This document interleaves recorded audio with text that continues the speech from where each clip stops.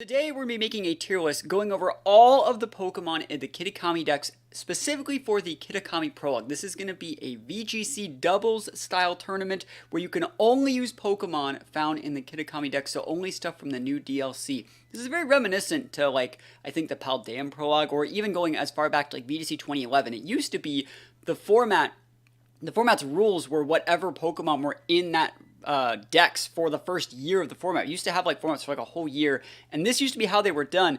And so we don't really know if this is going to be what Reg E is, or if this is like a test or anything about it, but this format is, the sign-up period is from October 2nd to October 8th, and the competition period is from October 6th to 8th. So it looks like you can actually still sign up midway through the tournament, which is a really cool boost to how formats used to be, and yeah, it should be a lot of fun. So yeah, let's just take a look at some of the mons in the decks and get ready to go. The way I like to do my tier list is, for every single Pokemon we're going to talk about Gyarados first. I like to go into Pokemon Showdown, right? And when I'm in Pokemon Showdown, I'll type up the Pokemon. And what we'll do is we'll take a look at like their base stats. We'll take a look at like some moves they get, maybe talk about some Terras or potential ability changes. And yeah, just basically talk about what these Pokemon bring to the table. And remember, these Pokemon are all going to be taken into like a vacuum with the Pokemon that are in the deck. So just because Gyarados is legal, you know, you may think like, well, Gyarados, that loses super hard to like Iron Bundle Freeze Dry. Well, Iron Bundle's not in the decks. So Gyarados actually is going to be a lot better than I think a lot of people think.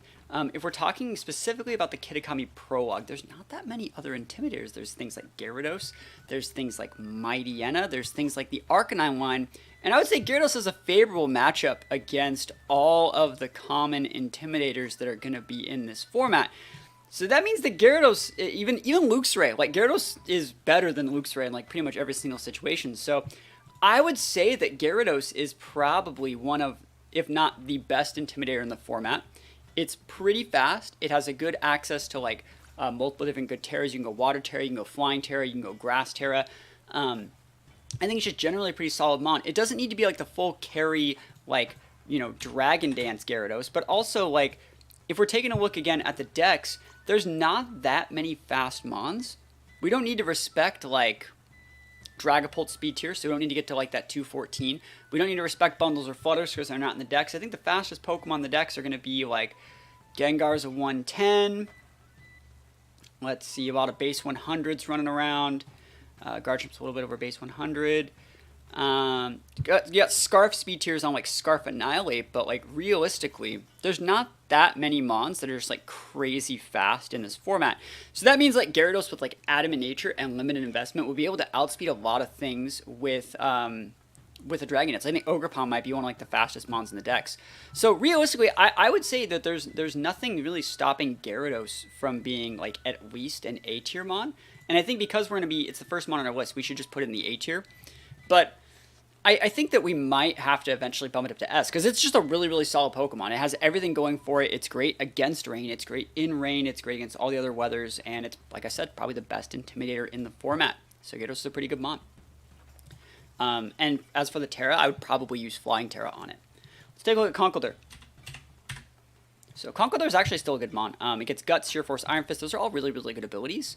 I've already used Conkeldurr a little bit in some of my games. I was using it with, I think, Iron Fist.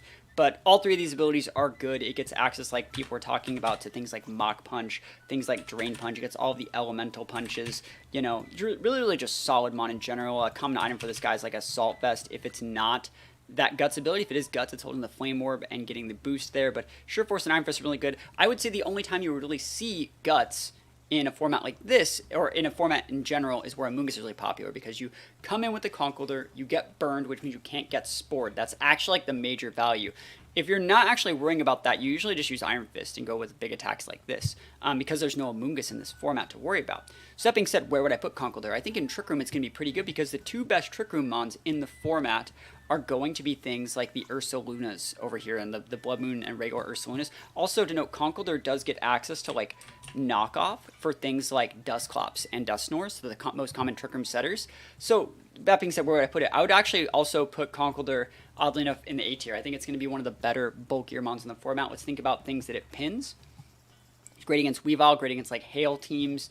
It's knockoff for the Ghosts, great against Dark stuff. So you can see like this meta is very, very, very different from what you guys would normally expect from like Regulation E. A lot of these Ogerpons and stuff like that too, they're going to struggle breaking Conkeldurr because it has such a high base defense. So like in a one-on-one, this is going to basically take the role of like an Iron Hands of the format. Yes, it doesn't have Fake Out, but just going to slam Drain Punch against most things, be able to finish things off with a Mach Punch. It's going to be like a fusion of like Iron Hands and Rillaboom. It's going to be a really, really cool mon, and I think it's going to be very, very popular. Could even be S tier, but I think it's safe to put it in A for right now. So Weavile. So Weavile doesn't get like a huge amount of tools, right? If we take a look at Weavile, it gets Swarm, it gets Chlorophyll, gets Overcoat. Like Chlorophyll's cool, but we have Lilligant in the format already. Like if we were to compare these two Pokemon, if we were to compare like Hisui and Lilligant, which is a 105 base speed, a 105 base attack with a good secondary stab, and Weavile has like a 103, 92 with a bad secondary type. They both get Chlorophyll. Lilligant gets things like After You. It gets things like Sleep Powder, right? It gets actually like good moves. Even like specific moves like Axe Kick, which like people always forget that even exists, but it's still a good move. Or Close Combat or things like that. I think Weavile just can't really keep up. So I would say Weavile is definitely down in like the D tier for this format, I would say. To use this Pokemon correctly would cost you your Focus Sash, and I think your Focus Sash is probably going to be your most important item in a format like this. Be much better off on like a Raichu, Weavile, Ninetales, Yanmega, Heracross, Gardevoir, Glades, a Lilligant, an NDD. You see there's so many better like Sash options, like a Sash Trick Room Setter, even Sash like Ogerpon, depending on not using one of these masks, could be viable. So I think that like costing your Sash is basically like dictating like way too many resources to a Pokemon like this, and it just doesn't really get that much value out of it.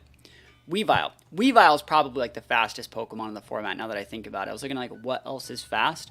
Weavile is probably one of the faster mons in the format. I'm trying to think like what Weavile has a good matchup against. How does this tournament work? Is it all in-game? No, it's an in-game tournament. It's an actual, we just went over it. This is an actual like Pokemon TPCI hosted event.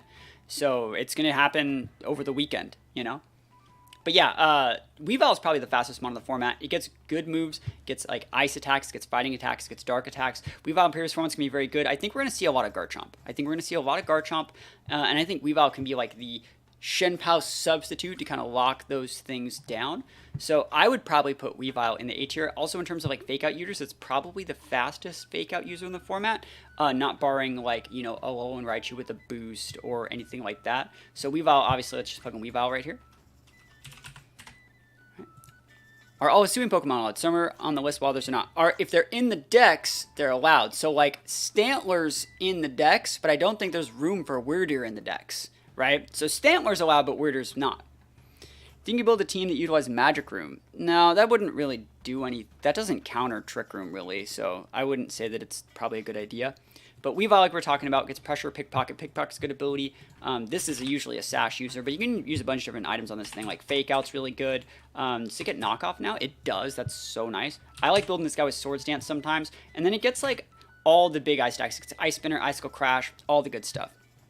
Does Hisui and Lilligant enter the tournament? Hisui and Lilligant would enter the tournament, I would say, right? It's hard to say. It is hard to say. I guess maybe it doesn't. It's on this list for this tier list that is officially labeled Paldean Prologue, though. So I don't know, I don't know. So I don't know. They just announced this last night. But where would I put Weavile? I'd probably put Weavile up in the A tier. I think it's just a really good fake out user. And I think that every team's going to need a fake out user to correctly play correctly against a lot of stuff like this. So I'd put Weavile pretty high. As for Raichu, I don't think that like Lightning Rod's going to be that valuable here. We're not seeing that many electric type moves. Yeah, we're really not seeing that many at all. I think electric's a pretty weak type in this format. So that being said, like Raichu, realistically, it gets like the Lightning Rod, it gets Fake Out, but I don't think it really gets like enough tools to like make it work. It has a 110 base speed, which is like a little bit slow, and like, yeah, it gets, like, access to things like Encore, too. It gets access to, like, Nuzzle and Thunder Wave and stuff like that. But it's not really, like, that great of a mon. I would say in terms of, like, fake-out users, it's slower than other fake-out users. And it's weaker than other fake-out users. And at the end of the day, you could be using something like a Weavile or, like, a Shenpao with Inner Focus. Sorry, not Shenpao. A Mind Shot with Inner Focus. Or maybe even You know, let's see, like, what else? Like, I actually would say, like, a Alolan Raichu might even be better. Yeah, I think that it's still, like, a B-tier mon, though, just because, like, it does have an above-average Fake-Out. Fake-Out Volt Switch Encore is viable, whether you want to like it or not. Why do we feel like Lightning Rod's weak for this season? I think Garchomp's going to be a very popular Pokemon. Mamoswine also is going to be a very popular Pokemon. So if, like, two of the most popular mons are, like, ground, you're in for a bad time. Another thing is, like, Ursaluna, and both these Ursaluna forms are going to be in every single Trick Room team. So whether you're fighting Trick Room or Tailwind teams, you're both going up against, like, big ground types. So I would just say, in general, that would mean that, like, it's probably not going to be that hot. But yeah, that's just my opinion on it. And then, like, the other, like, thick Pokemon are things like Snorlax, which, like, right, you can't do shit to Snorlax. So let's talk about both the Weezings. I'm going to rank both of them together, because I think they're both going to go in, like, the same spots. You know, people are only really using Weezing for its ability neutralizing gas. I think that, like, there are situations where, like, Levitate Weezing can come into play and Misty Surge Weezing can come into play. But this isn't one of those situations. Neutralizing gas is just going to be there to turn off abilities. And we are going to see people... I think Rain is going to be huge. Now, you may be thinking, you just said Electric's bad, Rain's huge. But, like, that doesn't... Like, there's still going to be those ground types on those Rain teams, which means, like, if I want to bring a Raichu to beat all these Rain teams and they have, like, Garchomp and the other, like, a Grass type or something, we would still take the L. But neutralizing gas can just turn off all those Swift Swims and Drizzles, right? Because we are going to see things like Politoed, Ludicolo, Basculegion, and Rain will be huge in this format. So, that being said, what other abilities are worth turning off that would require us to use a Weezing? Because if I use a Weezing to turn off your Swift Swim, I have to have a damn good mon that can actually, like, punish you once your abilities are turned off. And I don't really even think there is one that's, like, that good. Yeah, I don't think there's anything really worth turning off. So, like, when you think about what you could turn off in, like, previous formats, like turning off weather when things like Groudon and Kyogre is involved, that's great. Turning off, like, your own negative abilities, like Slacking, Truant, that's great. This isn't, like, it's not really worth it. Turning off Defiant doesn't matter if, like, you're turning off your Intimidate it's no big deal, right? So I wouldn't say that it's really worth it, because, like, you're not going to be able to intimidate them either because you're turning that off as well. So, in my opinion, I would put the Weezings in, like, the C tier, because realistically, your teammate has to fight a 1v2. So, like, if I have Weezing and you have Basculegion Politoed with no weather, they're still going to double into Weezing's teammate, and Weezing's going to be like, what? No way, you know? So it's like, yeah, it's just like, Weezing does leave its teammate high and dry in a lot of situations. You have to have a damn good teammate to be able to actually punish those things. And the best thing we have are things like Garchomp. The best thing we have are other, like, big carry mons like Ursalunas. And I feel like those Pokemon need a lot of babysitting in some situations to where we're just not going to really be able to... There's no, like, Zacian or Calyrex equivalent of, like, a hard carry, like Xerneas level mon that can just, like, be the hard carry in this format, in my opinion. Mineshaw. I think Mineshaw's actually really, really good. Mineshaw's really good. So Mineshaw's great. It gets Inner Focus, which is great in this format. It's an Inner Focus Fake Out user, so you will always be able to fake out something as long as you're not fake outing a Ghost type. But it's really, really good. I think Mineshaw's great. It gets Wide Guard. Wide Guard is going to be very, very good in this format. You should try and bring a Wide Guard user because there will be a lot of AoE. It gets things like Knockoff if it needs it. It gets things like Close Combat if you want to use it. It gets things like Feint if you want to use that to break Protects as well and other Wide Guards. This thing's a very, very solid Pokemon. It gets access to Taunt. You say Weezing is great in Support Mon, and it gets Taunt and Wisp, and it's bulky. C tier? Yeah, that's the thing. So, like, I've talked about this before. Defensive typing and, like, bulk don't matter in a meta with Terra. They don't matter. So, like, you can be Weezing, and the days of, like, having, like, what's Weezing's base defense?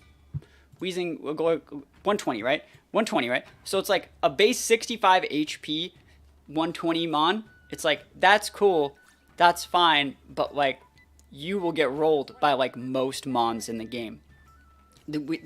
What is it? The last time Weezing was, like, viable by itself without abilities, thank you for the follow, was almost 10 years ago.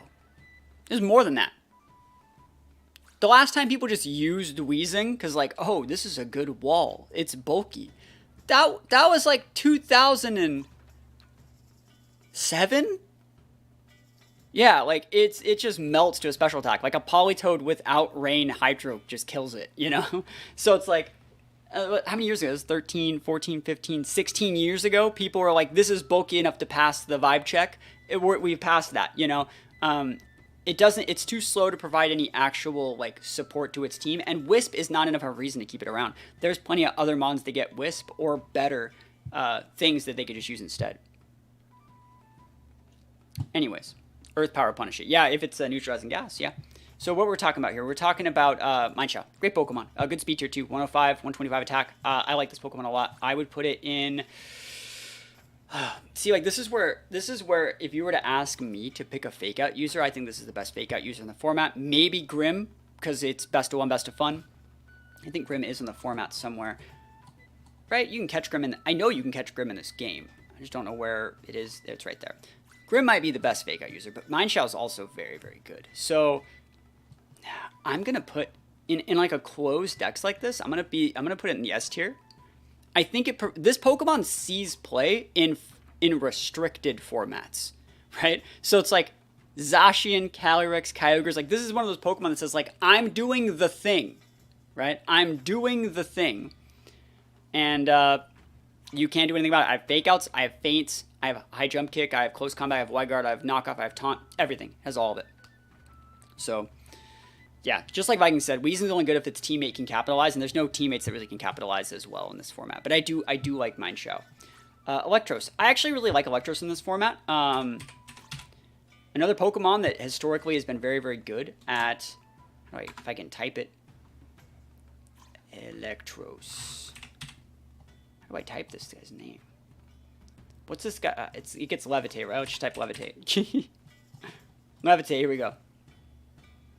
Yo, it's double E. Yeah, I like this guy a lot. It's basically... You got it wrong, too. It's double E. It's Eelektross.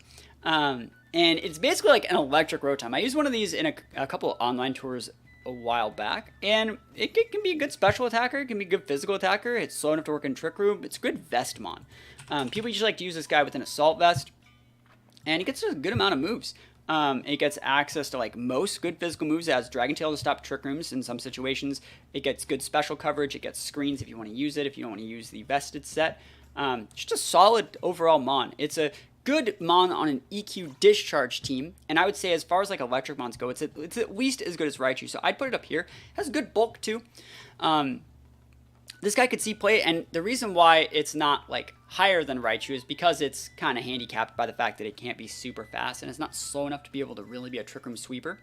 But it has really good coverage, so it's not any worse than Raichu because it does have access to, like, those flamethrowers and those other weird moves. So I like this Pokemon a lot. Remember, it doesn't have any weaknesses because it's an electric type with Levitate, so it's actually a really cool Mon. It's a sticky Mon. It's hard to get off the board, and if I end up playing some Mutants in the tournament, you might end up seeing me use this thing because I like it. This thing has Top Cut Worlds in 2011 and 2012, it was used, like, at the World Championships exclusively. It's a good Pokemon. It's just very, very solid. Luxray. The Intimidators continue. Luxray is one of the few Intimidators in the format, but unlike stuff like Gyarados and stuff like that, it's not really that great, right? It's really not fast or slow. It's not really that bulky either, and yeah, it has a 120 base attack stat, but it doesn't really have any moves. Like, it gets Wild Charge, but we already talked about that being, like, not that great of a type.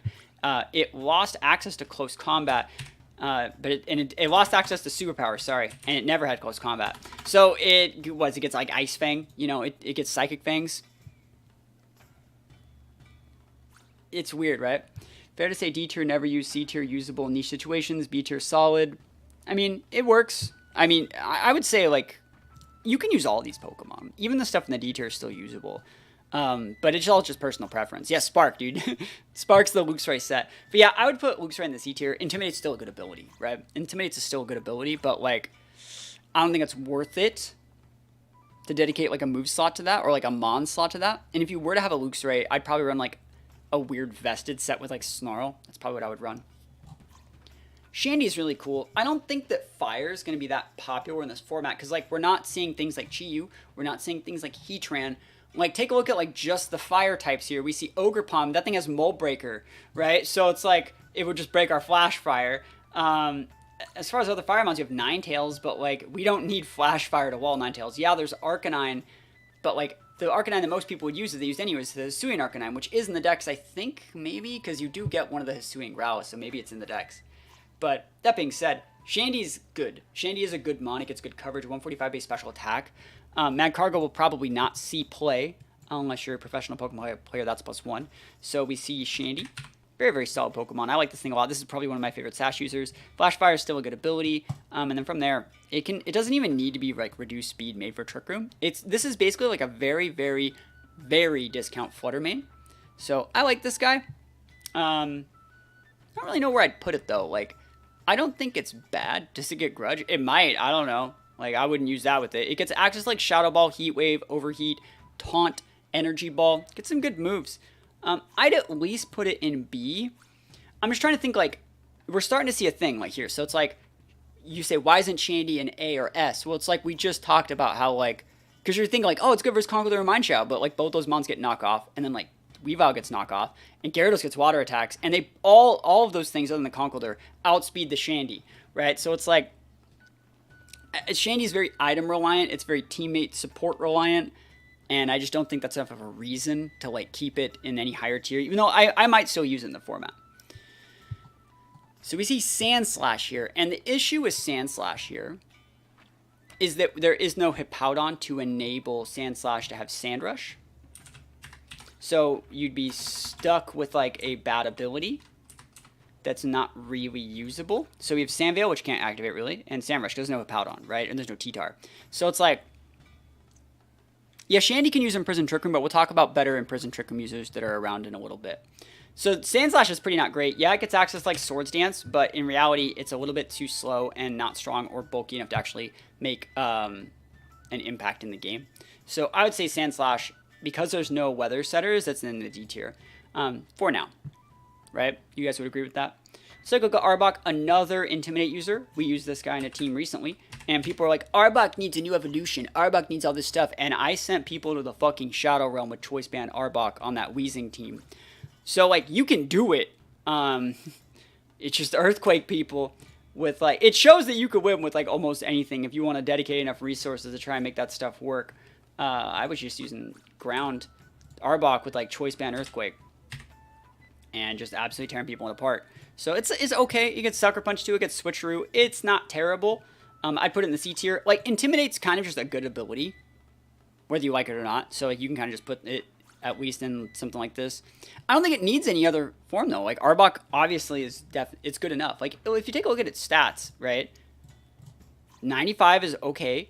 80 is actually pretty good. If this thing got Taunt, I'd, like, argue that there's, like, reasons to have it. But it just doesn't.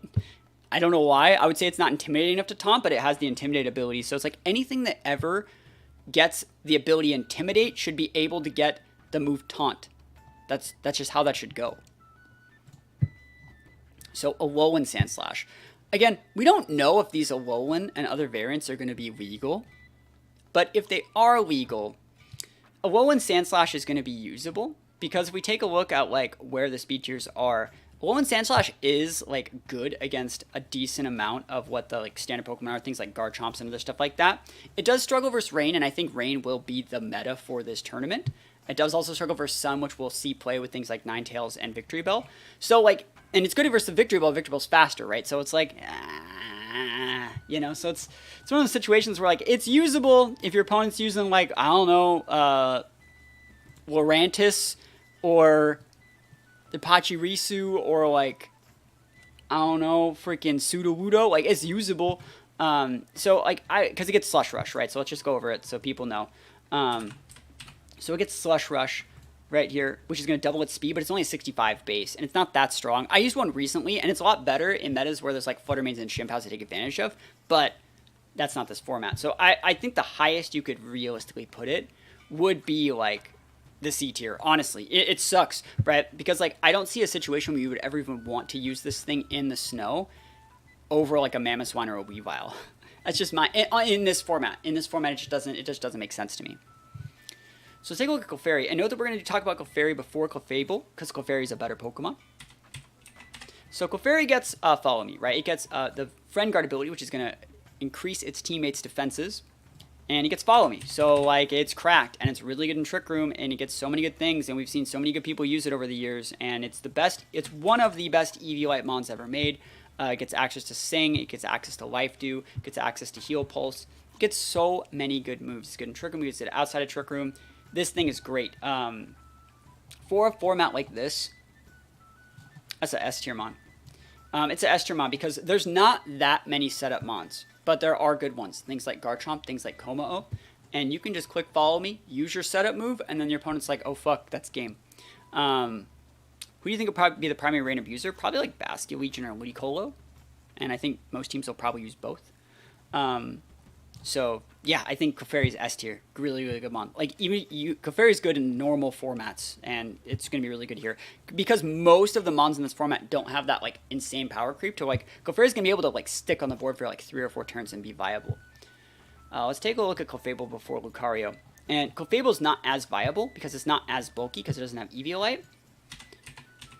But it is a little bit stronger. You can see, like, it has, like, a 95 base special attack, which means it can actually use things like Moonblast. You can use things like Flamethrower, like Ice Beam. And so it can actually, like, attack things if you had to. But that being said, people just don't really use it. It does get unaware for those people that are going to be setting up, but it's just not really that viable in a VGC setting. So I'd say, like, B tier at best. Follow Me is a really good move, and it's completely carrying it right here. It's still a good Mon. Fairy is a good defensive type, but it's nowhere near Clefairy levels of good, in my opinion. Clefable should have never had Soft Boiled, in my honest opinion. So, Lucario, right? Lucario also, we're talking about Follow Me users, does not have Follow Me anymore. Used to have it, but nowadays, Lucario's best built as, like, an Inner Focus, like, Final Gambit Mon, or just a regular Inner Focus Mon, or maybe even just, like, a Justified Mon. There are a few beat-up Mons, but at the end of the day, like, it's a little bit too slow. It's base 90, 110 is not that strong. Same thing like Special Attack. You don't want to use Steadfast, right? Steadfast, that doesn't work. Steadfast beat-up, like, that doesn't work. Justified Lucario is probably what you're thinking of. And there are some beat-up Mons. So, like, if we take a look at, like, what gets beat up, like, Ambipom gets it. Houndoom gets it, Mousehold gets it. Weavile also gets it. Like, there are going to be people that do that, but that loses to, like, fake out on those Mons. That loses to, like, redirection. That loses to, like, a Quash. There's so many that loses to, like, Follow Me, Trick Room, anything like that. I think that that's, like, that's a gimmick at best. And put Lucario in the C tier. You may think that, like, it could be B, but, like, realistically, like we just talked about, what's the most dominant team going to be? It's going to be Rain, right? And so, like, Lucario doesn't really do that much against Politoed. Lucario doesn't do shit against things like Ludicolo and Basculegion. So it's like, it's just not a great matchup for our boy. So that's just my opinion. Take a sip of my coffee. We're getting through it. Do you think Lucario would be a good matchup versus Manchao? No, because it's too slow, right? Lucario's too slow. So Manchao just hits it. So this is what happens. Manchao clicks Close Combat, it clocks Lucario's Sash. Lucario clicks Close Combat, it clocks Manchao's Sash. Manchao clicks Feint, it's a +2 priority move. Lucario would also like to click E-Speed, which is a +2 priority move, but Feint from a base 105 speed Mon is faster than an extreme speed from a 90 base speed Mon, so now Manchao still wins. So that's why, like, if you're ever thinking about using Lucario, like, you would just use the Manchao instead. Alright, so Ninetales. Kanto Ninetales. So Sun will be usable. It'll be usable. There's good abusers. Things like Victreebel are in this format. It's good Mon. Shiftry's in this format. Gets Drought, obviously. 100 base speed. It gets good next to Ogerpon. I think this Pokemon will see play. It's not that strong, but it does get some good support moves, and it's viable in this format. I would say that Ninetales will probably be a B tier Mon, which, like, we'll see a lot of it, but I don't think it's Ninetales that, like, makes the game, like, broken, because, like, what's going to happen is you're going to bring your Ninetales in, like, after the rain starts, and then, like, get that one set of Sun up that forces a double pin on both your opponent's Mons, and it could, like, force them to swap, and then maybe you might pick up a KO or two, and then they bring their weather users back out, and you swap your Ninetales back out and swap back in, but at the end of the day, that's basically just, like, the same equivalent of, like, using Sunny Day. I think you might get more bang for your buck by just going for, like, a Prankster Sunny Day, or just, like, a regular Sunny Day from, like, random Mons. It might be more value.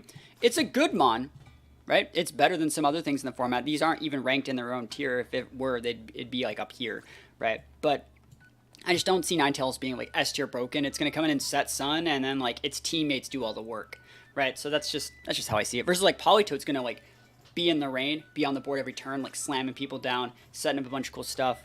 Ninetales just kind of says like, hey, a Sun, I'll take a sprinkle of Sun, please.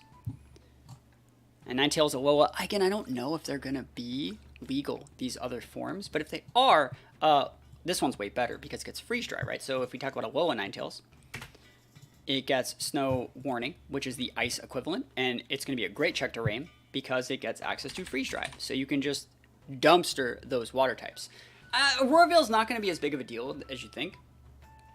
So Aurora Veil only works when you have like control, right? So if I lead Ninetales and I'm fighting against rain and they don't lead Politoed and they switch in Politoed and I Aurora Veil, it was my turn.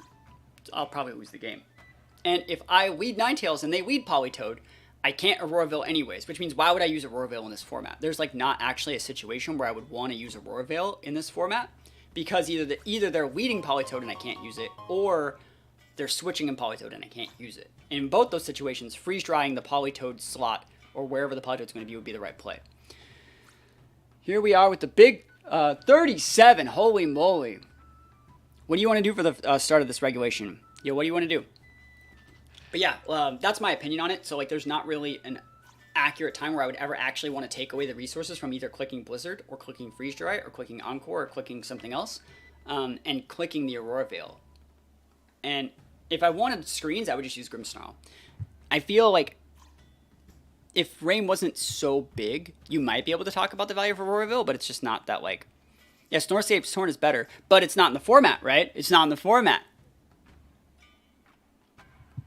Yo, yeah, that's the thing, is like they always have to respect the Aurora Veil, that's the point. But it's still a good mon. It's still really, really good mon. It has an above average speed tier of 109, and it's great against things like Garchomp, which will be heavily featured in this format, I think.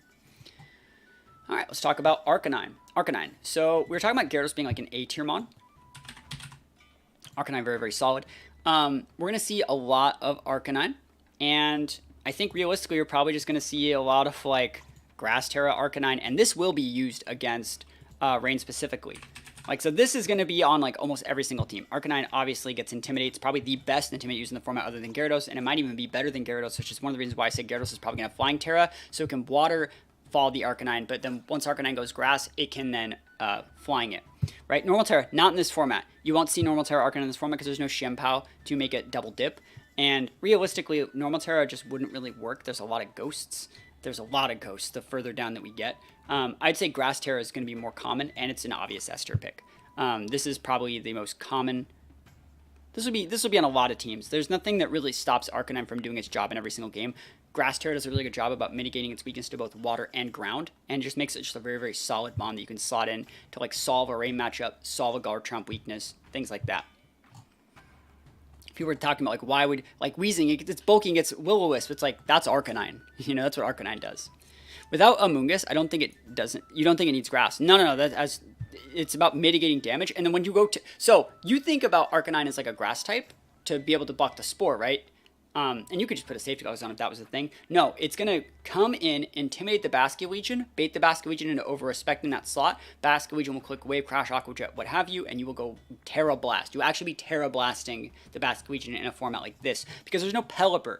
So there's nothing to say like I don't want to use Grass Terra Arcanine to check it. Like that just is how you beat those things, right? And I think the Basculegions will still be Water Terra, double dipping all the damage because there's no Gastrodon here, right? So yeah. And let's talk about the Hisuian Arcanine. This one you would see more of like that E-Speed, like all-in play with like a Choice Band, so like a Choice Band Rockhead variant. You can still see the Intimidates. If we're going to put it somewhere, I'm going to put it here. I think that regular Arcanine might be better in this format. I get the vibes that regular Arcanine is better because it's a little bit faster, and I feel like that slight difference might be important in this format because like the speed tiers are so close already.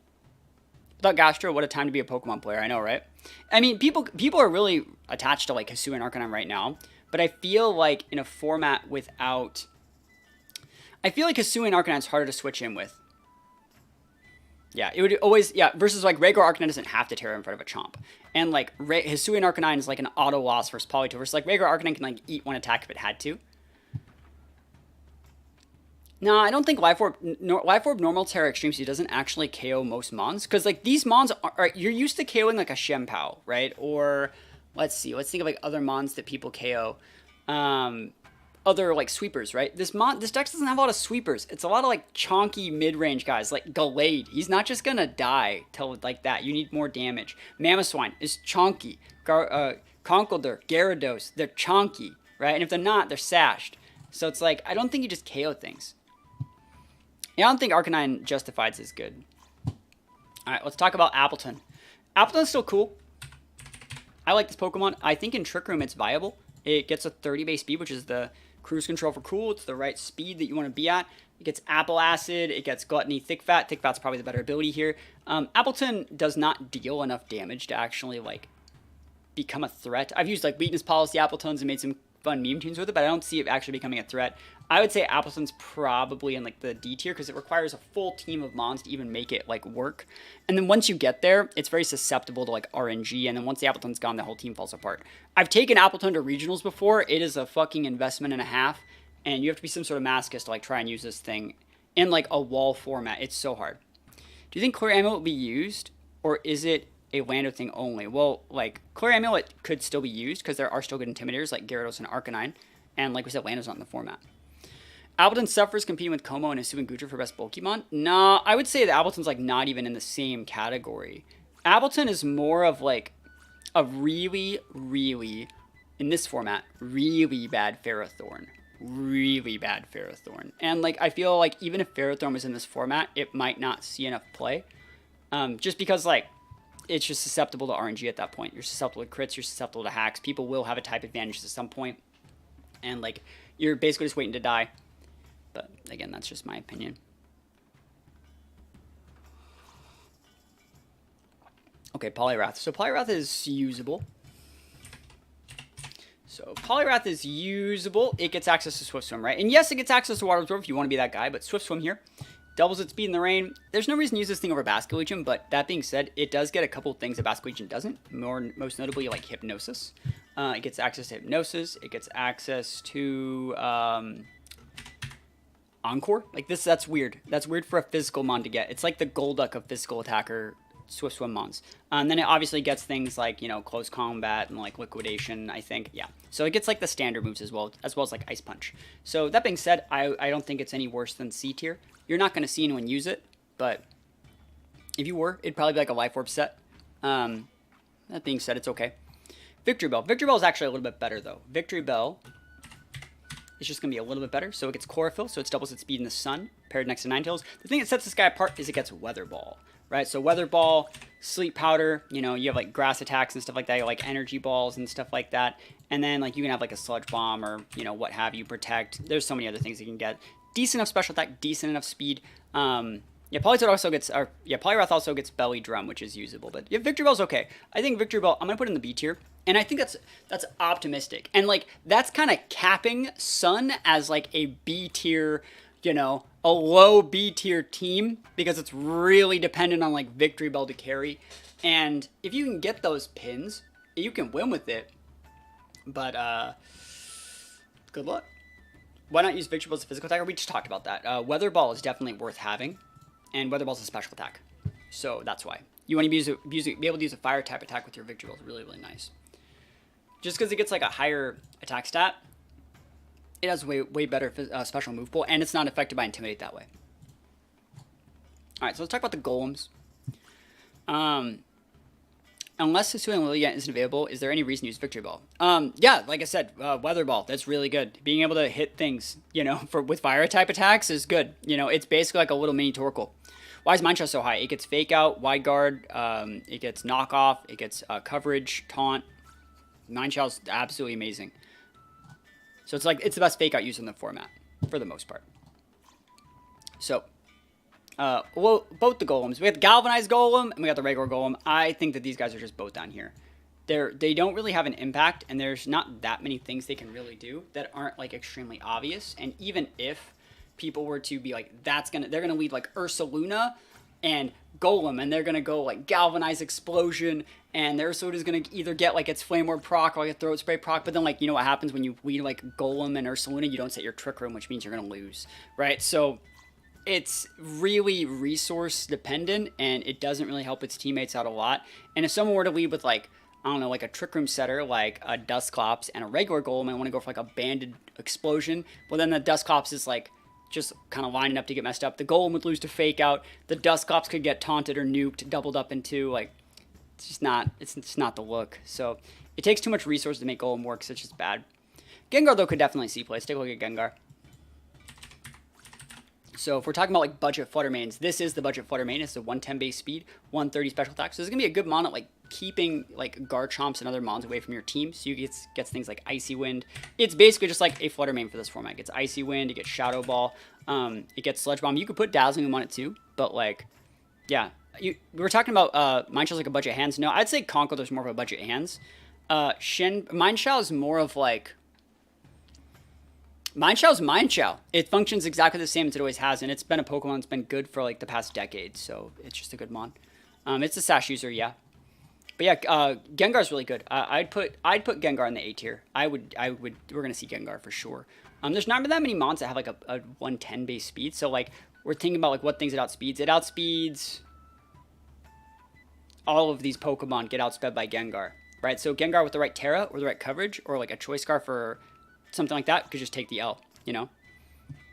So yeah, I think Gengar's same speed tier as Raichu. Other than that, it outspeeds like all these other mons. So. Especially like Alolan Ninetales, a huge outspeed there. We see both these guys, Snorlax and Greedent. Let's rank the Greedent first. So this thing gets Cheek Pouch, Gluttony. Most people actually use it with Gluttony, and then it goes for like Belly Drum. And the reason why it's sometimes actually used over Snorlax is because Snorlax has a base 30 speed, whereas this thing has base 20. So if you're actually playing like Trick Room and you want to underspeed other Trick Room teams with your Belly Drum, like this is a better mon to do that with like a 0 speed reduced nature. And then from there, you can just go for like Body Slams, Facades, Earthquakes, all the different moves. That being said, really resource-dependent Pokemon, really team-dependent Pokemon. And at the end of the day, like you'd be much better off using most other things. What sets it apart from Snorlax is that it's 1000% on that Belly Drum route, and it doesn't get access to like the Yawns and other things that make Snorlax like a viable pick just for like filling team slots. So it's only Belly Drum, and it's very similar to like the Golem, so like it can only do that thing, and it makes it really, really obvious when your opponent's trying to do that. Like, it takes 3 to 4 turns to get it like set correctly to where it's like ready to sweep, and during that time, you're just hoping that you don't lose to the opponent, which like, yeah, that might work, but like, you're losing to Fake Out, you're losing to like AoE moves, you're losing to so many different things by then. Snorlax is a good mon. Let's take a look at Snorlax differently. So like, Snorlax here, let's just compare their stats as well. So like Snorlax has like a 160 base HP, where this guy's a 120. This guy's 95, 95, 75. We have 110, 65, 110, right? So that's Snorlax is way bulkier on the SPDF and has more attack. And yes, it's not as bulky on the defensive side, but that's completely fine. Snorlax is really good because it gets obviously the whole Belly Drum thing that you might want to use, but also gets like Yawn, and it can just be like a solid Yawn mon, and like that's fine. It gets Curse. It gets a lot of really good moves. Helping Hand is another solid option on it. I would say Snorlax is in the A tier, just because like if you're looking for like a bulky mon to like bring in and like stop your opponent from just sweeping you, this is probably one of the better Yawn users in the format. So like if you know your opponent is like leading with something that they can like win the whole game with, you can just lead with that Snorlax, Yawn cycle that thing, force them to switch every other turn, and basically just really slow down and make it hard for your opponent to win the way that they want to win, which is actually important. Does it get an Oko move? It doesn't get like Fisher. It gets self-destruct. Which ability? It really depends on what you want to do. Snorlax gets a lot of different abilities, so immunity is sometimes good, especially in a meta dominated by the big 3 or the loyal 3. Like I think immunity is a solid ability choice. Thick Fat's good. Gluttony is good if you want to go for that Belly Drum set. So this is all just a very, very solid Pokemon. Snorlax is great. You might even see Snorlax like in the S tier. Like it might be an S tier mon, but I think that like Ursaluna is probably just a little bit better than Snorlax on Trick Room teams nowadays. Because we do see, I think Mimikyu's in the decks, right? Is it in the decks? I don't remember. Yeah, Mimikyu's in the decks. So like Mimilax, that was like S tier broken stuff like 6 years ago. So you never know. Snorlax is still good. So Furret. I'm going to tell you guys, I have a video that I recorded with Furret. By the time YouTube viewers probably watch this video, that video will be up on YouTube. I absolutely bodied like 7 people the morning I recorded that video with Furret. Furret is cracked. Holy crap, this Pokemon's so good. That being said, Furret's not that great in this format. It really takes advantage of the fact that like people in the Regulation E format are using things like Dragonites, things like Landorus's that you can Ice Beam, and then from there, Furret's a good enabler with like side Sucker Punches and like Follow Me's and stuff like that. That being said, it does still get Follow Me, but it just doesn't really have that many good stats to back up with it. So Furret, it gets a 90 base speed, which is above average for this format, I would say. But yeah, it's pretty weak. It's pretty not strong at all. And its best thing is like Frisk. If you're someone that wants to play with Frisk, there are better Frisk users like Dusclops or Grimmsnarl, and it just gets Follow Me. That's like the thing this guy gets. So it gets Follow Me. If Follow Me is really good, there are things like Indeedee in this deck. There are things like Pachirisu. So I'd say because there aren't that many Mons that are obviously 4 times weak to Ice that are slower than Furret. Like obviously there are Garchomp, but Garchomp's faster. I'm gonna put Furret in the C tier, but I just want to let you guys know it's so good. The format will be best of 1 closed team sheets. Yeah, it's just like a tournament in game. I'll show you again. I'll show you again what the format is. So if you go to the Poke Portal here and you click, is it start? Right? You can see the official rules for the format right here, or everything we know. So it's just like a tournament in game. There you go.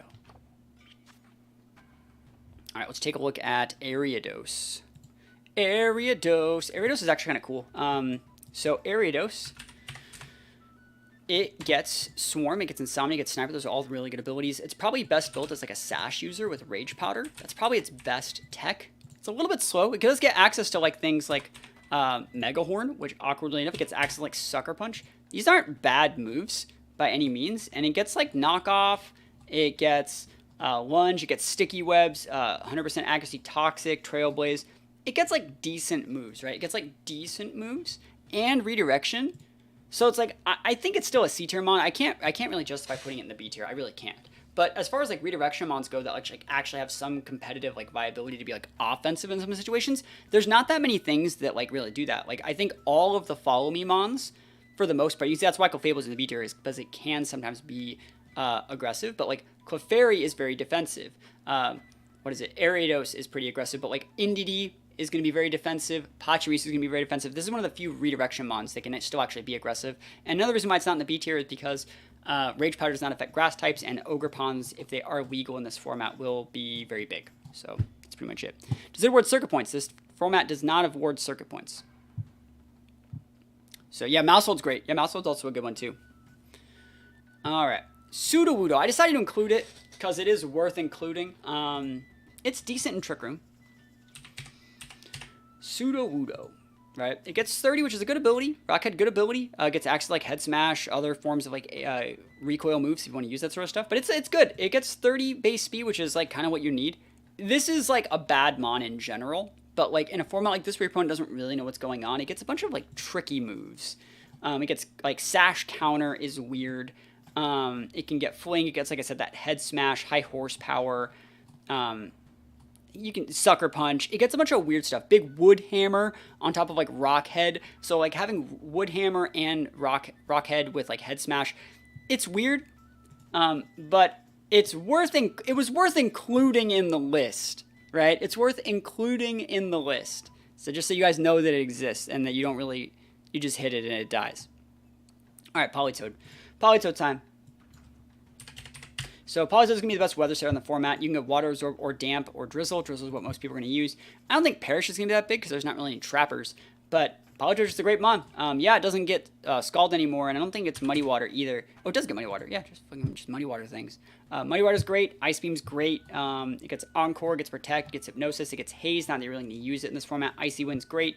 Perish Song if you want to wait till the very end. Weather Ball can just be a really standard way to do good damage in the rain. If you know they're not really changing your weather, it'll just turn into a water attack that doubles in damage and gets your stab plus rain on top of it.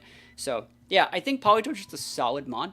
I would definitely put Politoed in the S tier. You can just kind of throw Politoed on your team to cover up for other weather matchups. So if your opponent's using Hail, you can bring in a Politoed. If they're using Sun, you can bring Politoed. Politoed underspeeds both of the common weather setters, being the Alolan Ninetales and the regular Ninetales. So you can always confidently just lead Politoed, and if they happen to lead their weather setter, they lose the game. And if they don't lead with their weather setter, you just swap out your Politoed, bring it back in when they bring theirs out, and you win the game still. Would you use Weather Ball or Hydro Mist? I still like Hydro, because like you can use Hydro in situations where, like, for example, if I have a Politoed on the board and my opponent switches into Ninetales and I use Weather Ball, it's going to do 10%. But if I use Hydro Pump even in the sun, it's going to make it so I can two-shot it. So if I have the speed control, I still win the game, right? Perish for fun and 4 switches? No, so what you would do is you'd get 2 KOs. You'd open up with like a Specs or Bandlead or like a Final Gambit Annihilate Bleed and just get 2 KOs, and you just bring out your Politoed and perish their last 2.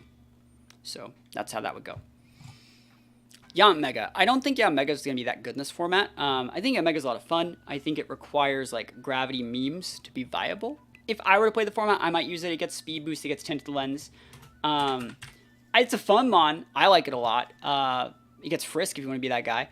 But speed boost is good. It gets Detect. It gets Hypnosis. But without gravity, it's just hard to play.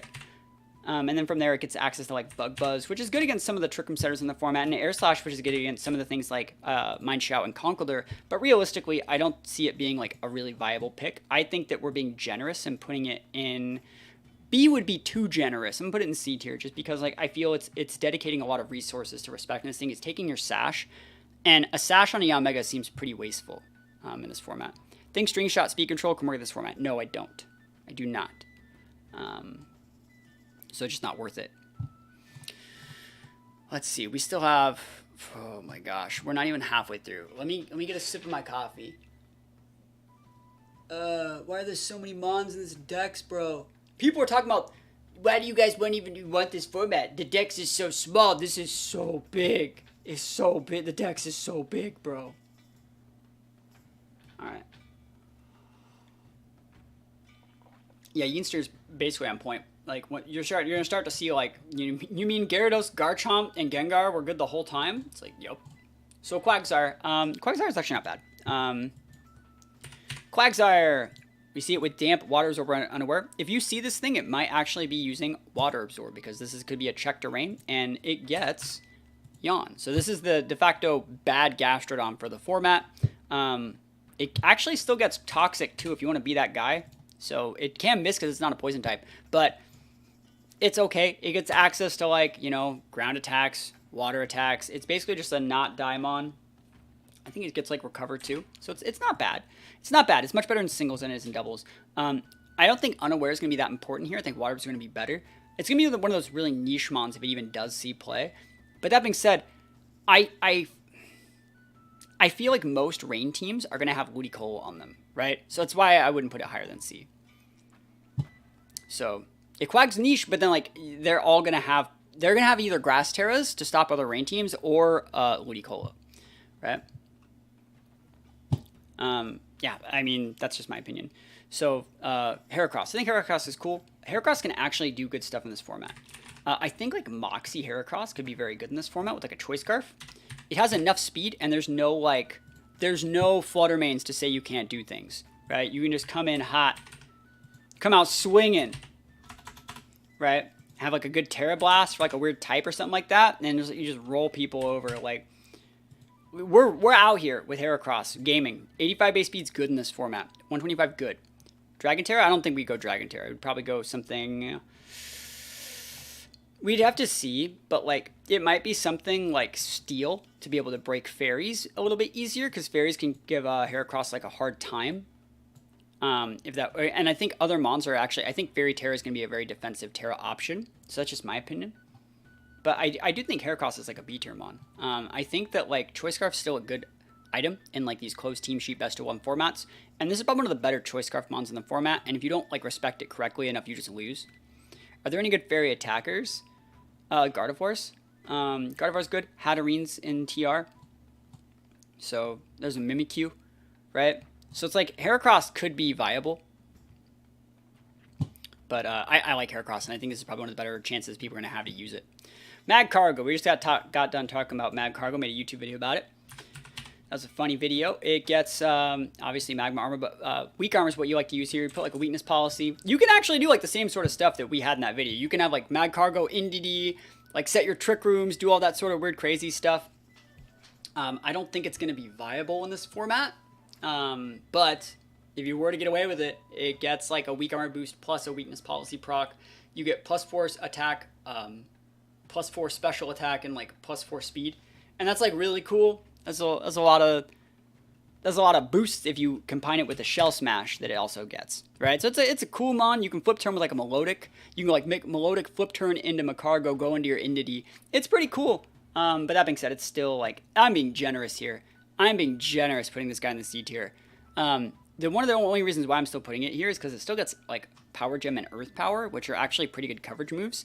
And realistically, I think you'd actually have a better time playing this guy with like a Life Orb or a Specs and just putting him in your Trick Room team and having him be like your really, really, really bad Torkoal, right?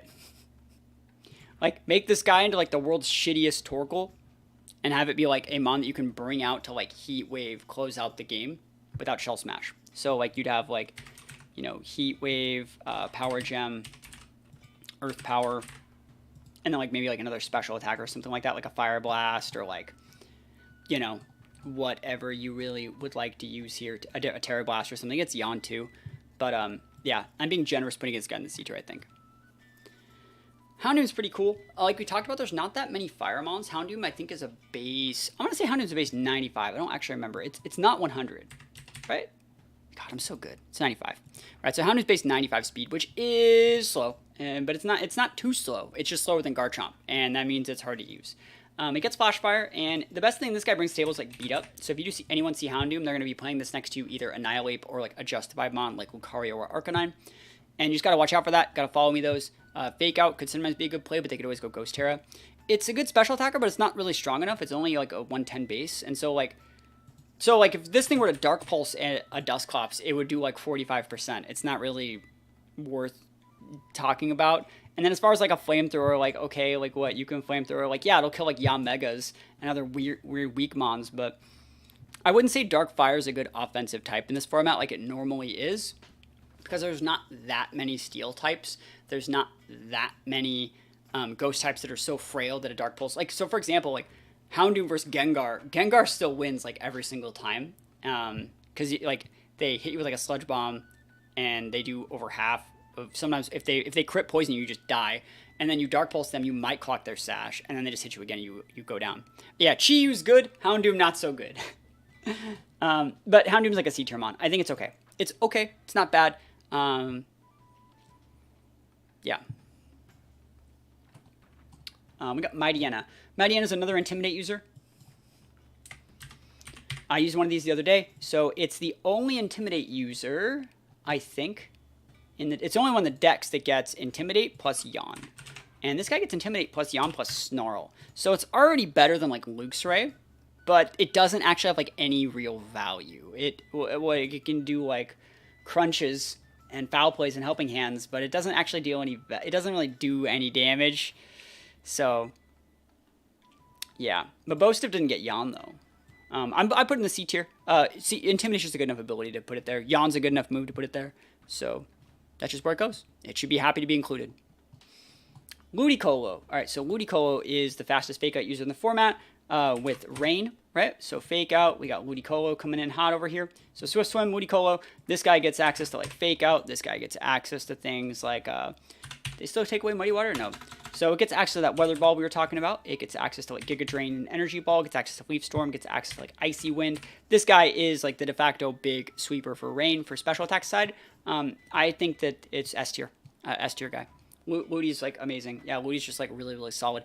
Ludicolo sees play in formats where Rain's not even good, just because like when you start to see metas where like the bulky mons, things like just Gyarados, Conk, Snorlax, and you have people like playing games that are like probably 4 or 5 turns, Ludicolo is great because it's also thick. It gets Fake Out, and Ludicolo just kind of sees play as like a random Fake Out user. Like, you know how people use like Iron Hands now they used to use Incineroar? Before they use those, they use things like Hitmontop. Before they use those, they use things like Scrafty. Before they use Scrafty a lot, people still use Ludicolo a lot. Ludicolo was just the Fake Out mon that you put in your team that had good coverage on and good offensive and defensive typing that could just check other rain teams, right? So it's just a really, really solid mon. I think Ludicolo is great, and I think that you could just splash one on your team no matter what your team is and just have a good matchup with it. All right, Shiftry. Shiftry is a good mon. I think people, this is just my opinion on Shiftry. People have been asking me, like, where's my Shiftry team? Everyone wants to see that's +1, use Shiftry with, like, Wind Rider. It's so good. I think the actual biggest boost of Shiftry isn't that it even, like, uses Wind Rider. The biggest buff to Shiftry is that they can't use those moves if Shiftry is, like, they can't even bring the mons that have those moves if Shiftry is on the opposing team. And you can still just go Chlorophyll. That's just my opinion. I still think Shiftry is better with Chlorophyll, and then it can just bluff Wind Rider. Because also, we don't have any Prankster Tailwind setters, I don't think, in this format. So it's just a really, really solid mon. And yeah, it gets Fake Out. It can be built physical or special. Both are actually viable. It's fast enough. So Shiftry, I would say it's still like a C tier mon, but because I put Victreebel in the B tier, I'll put Shiftry up there. The whole Sun idea, sorry, it does get Weather Ball too, is just like, it does get Tailwind itself. Yeah, right, it does. But like, I just think that like Sun in general is just a B tier team. So, you see the Bug Duo get Tailwind Prankster? Good to know. But yeah, I think Shiftry's just like, kind of decent, you know? You're right, those guys get, the Bug Duo get Prankster Tailwind. So those guys are going to see a lot of play then. Gardevoir, here we go. So Gardevoir is good as an Imprison Trick Room mon. It gets Telepathy, it gets Trace, it gets Synchronize, so it gets Imprison, obviously, it gets Trick Room. It's solid. Probably going to see a lot of play. I'm going to use this if I play in the tournament. I'm going to use Gardevoir probably. You know what I'm about here. You guys know where I'm going with this. You put this on the team with your Garchomp, and you click your Earthquake, and you don't care, and you stop their Trick Room, and you don't care, and that's just what Gardevoir does. Obviously it gets Moonblast, Dazzling Gleam, Shadow Ball, Psychics, Destiny Bond, Encore. I think it even, does it get Ally Switch? No, it doesn't anymore. Good. Gardevoir is already busted as it is. So yeah, I put Gardevoir in the B tier. It's one of the better Imprison Trick Room mons because it can actually still pack a punch. We take a look at like a lot of these mons. Like Gardevoir has a super effective move against like most of the mons up here if need be. So it's just a good mon. It's good Scarf too, but it's too slow, I think. Alright, so we're talking about like Scarf mons. Like, Gardevoir's too frail to be Scarfed. Whereas like Heracross has like good bulk too. That's just my opinion. I think that like they're very, so if we take a look at this, like 68, 115 is good, right? 115 right there is good. But like Heracross gets 80, 95. Like I'd say that's more well-rounded on the Heracross side. Versus, like, you know, you were talking about mons that do go down to, like, those E-Speed, Normal Terra, Extreme Speeds. Like, Gardevoir would, Heracross wouldn't. Right? So, like, I think that, like, Scarf Gardevoir could be used. I think that, but it's really locked in. Versus, like, Heracross, if it's Scarfed, it's getting KOs and, like, getting stronger and stronger and stronger with things like Moxie. Versus Gardevoir, like, you could steal one KO and then you're a liability at that point. Masquerain. It's okay. So it gets Intimidate, right? It gets access to Tailwind. It gets access to Sticky Whip. It gets access to like a bunch of different stuff. Baton Pass, Haze, Helping Hand, Ice Beam, Hydro Pump. Gets access to just like a bunch of stuff. Weather Ball, Whirlwind. It's one of the few mons in the decks that can go Whirlwind, Tailwind. So you can use it as a Tailwind setter with like a Sash or a Whirlwind. And part of it, it sucks the thing has to have a Sash and such a good defensive ability like Intimidate because you're kind of wasting one of them, right? Why would I need to intimidate something that I know is going to one-shot me anyways? You know, it's a little bit counterproductive. But that being said, it's at least a C tier mon. And again, these aren't organized in their tier. If it were to be organized, it'd be more near the top of the C. But it's just a C tier mon. I don't think it's good enough to be B tier.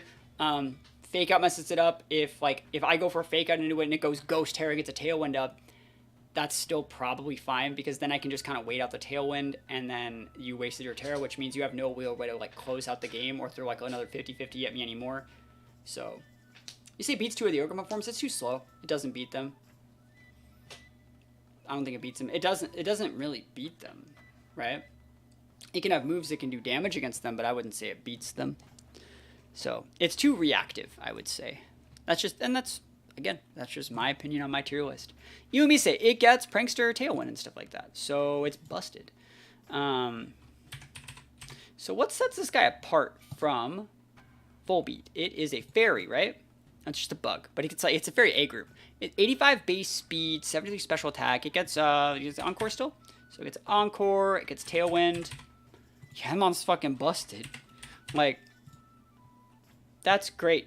This is a good Pokemon. Work without Eevee. Yeah, it's a good Pokemon. That's an S tier.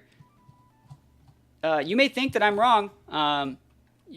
Tailwind's really good, and Prankster's really good. I will not hear Prankster Tailwind slander. It's just fucking cracked, bro. If you have it and your opponent does it, you get to KO them before they do anything, right? Yeah, it gets Charm too. It's good. It's good. Good mon. Does it get Taunt? No. It gets Sleep Talk. What else does it actually get? Like Bug Buzz, Dazzling Gleam's good. Gets Fling. Ooh, that's nice. So like, that's good. You don't necessarily need to Protect on this set, right? But like, you can go for like Encore locks into like Flings and stuff like that, and just have a Tailwind up. That's really really nice. Does it get Thief? Dude, that's kind of saucy, right? That's kind of nice. Just fling items all day, just like fucking chucking items. And like, what if you like thief their berry and then you side fling your berry at your teammate? It's like, whoo, dude, that's nice. Give your team the berry boost, dude. See, I'm cooking out here. S tier. Busted. Yeah. So Staraptor up next. Staraptor, very very good Pokemon. Staraptor's probably best off as like a Final Gambit user. It does get Tailwind. It does have Intimidate. Final Gambit. It gets Reckless too if you want to be like a banded one with like I think like Choice Scarf's a common item on this guy. Like a standard Staraptor stat hasn't changed in like 15 years. It goes like this. You have Brave Bird. You have Close Combat. You have like a U-turn. And like that's a single set for U-turn here. And then you have like usually like a double edge or something weird. But like for the VGC set, you'd have something like Final Gambit. Maybe you might still have Brave Bird. You know, you might still have Close Combat. And then you'd have like a Tailwind or like a U-turn here. It's still a good mon. Again, I'd say Staraptor is at least like a B tier because it's an Intimidate user that actually can be aggressive with its Intimidate, bully people out of the game. It can have its own speed control. It's a good mon. Scarf Tailwind's sometimes good, yeah. So I think that Staraptor is viable, but it is kind of like hard to make it work. It's very, I'm not going to call it like matchup dependent, but like it can create a couple situations where your opponent like has to respect what it's bringing to the table, otherwise they just lose. So if they don't bring the right mons, they do lose to Staraptor. Okay, how far are we into this list, dude? We still got like 4 or 5 rows of things. There's like so many freaking Pokemon in this dex. Check out Glalie. Glalie's not that great. So Glalie gets Moody, which is what people use it for in this format, and they just basically use like Protect. Sub. You will see at least one of these in the tournament at some point. That's just, there are people that do this, and they just fish for Moody procs, and then they go, this is the set, and their whole shtick is like, nah, these should go lefties. This is the shtick, and like, it's not that good in this format. It's really just not. That's a C tier mon at best, because like you will take an L to it. Everyone will take the L to that at some point in their life. There's not that much they can do about it. But there are the people who want to do it, so hey, more power to them. Pachirisu, former world championship level Pokemon. Again, we just talked about, it's not, like electric attacks aren't going to be that meta, and Garchomp's going to be huge in this format. But he gets Follow Me. That's like the thing this guy gets. Obviously, it gets things like Super Fang as well. There's an above average speed tier on things. He gets things like Nuzzle. It's okay, right? But I can't see this thing seeing play over Indeedee. Even Stadium Park would have probably ran an Indeedee if it existed back then over Pachirisu. So, like, where would I put it? It's probably just a B tier mon. Because it's bulky enough to actually use Follow Me correctly, just like Clefable, and that's why it's there. No, I would just probably put a Citrus on it. I'd put a Citrus Berry on it, because it's bulky enough. 60 on like 90, 70, it's bulky enough to work with Citrus to eat 2 attacks, I would say. Maybe 3 if you have the right defensive Terra typing.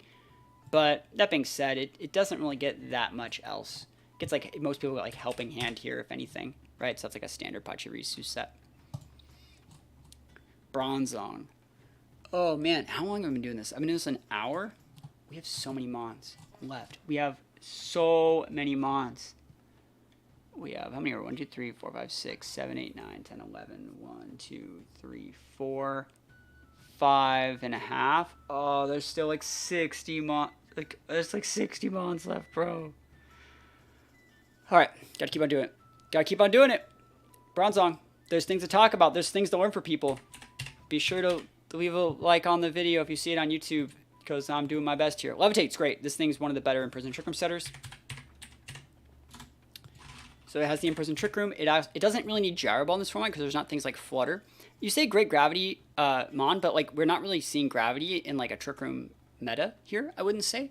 It's not required because like what? We're just going to see Gravity and we're just going to see Trick Room enabling the Ursaluna bros, and those don't really benefit from Gravity. So you don't need Gravity here. I would say you'd be better off with like an Iron Defense Body Press. And that's probably what this thing would use. Realistically, it's a great partner for Garchomp. I think there are better options, but I think you have to respect Bronzong.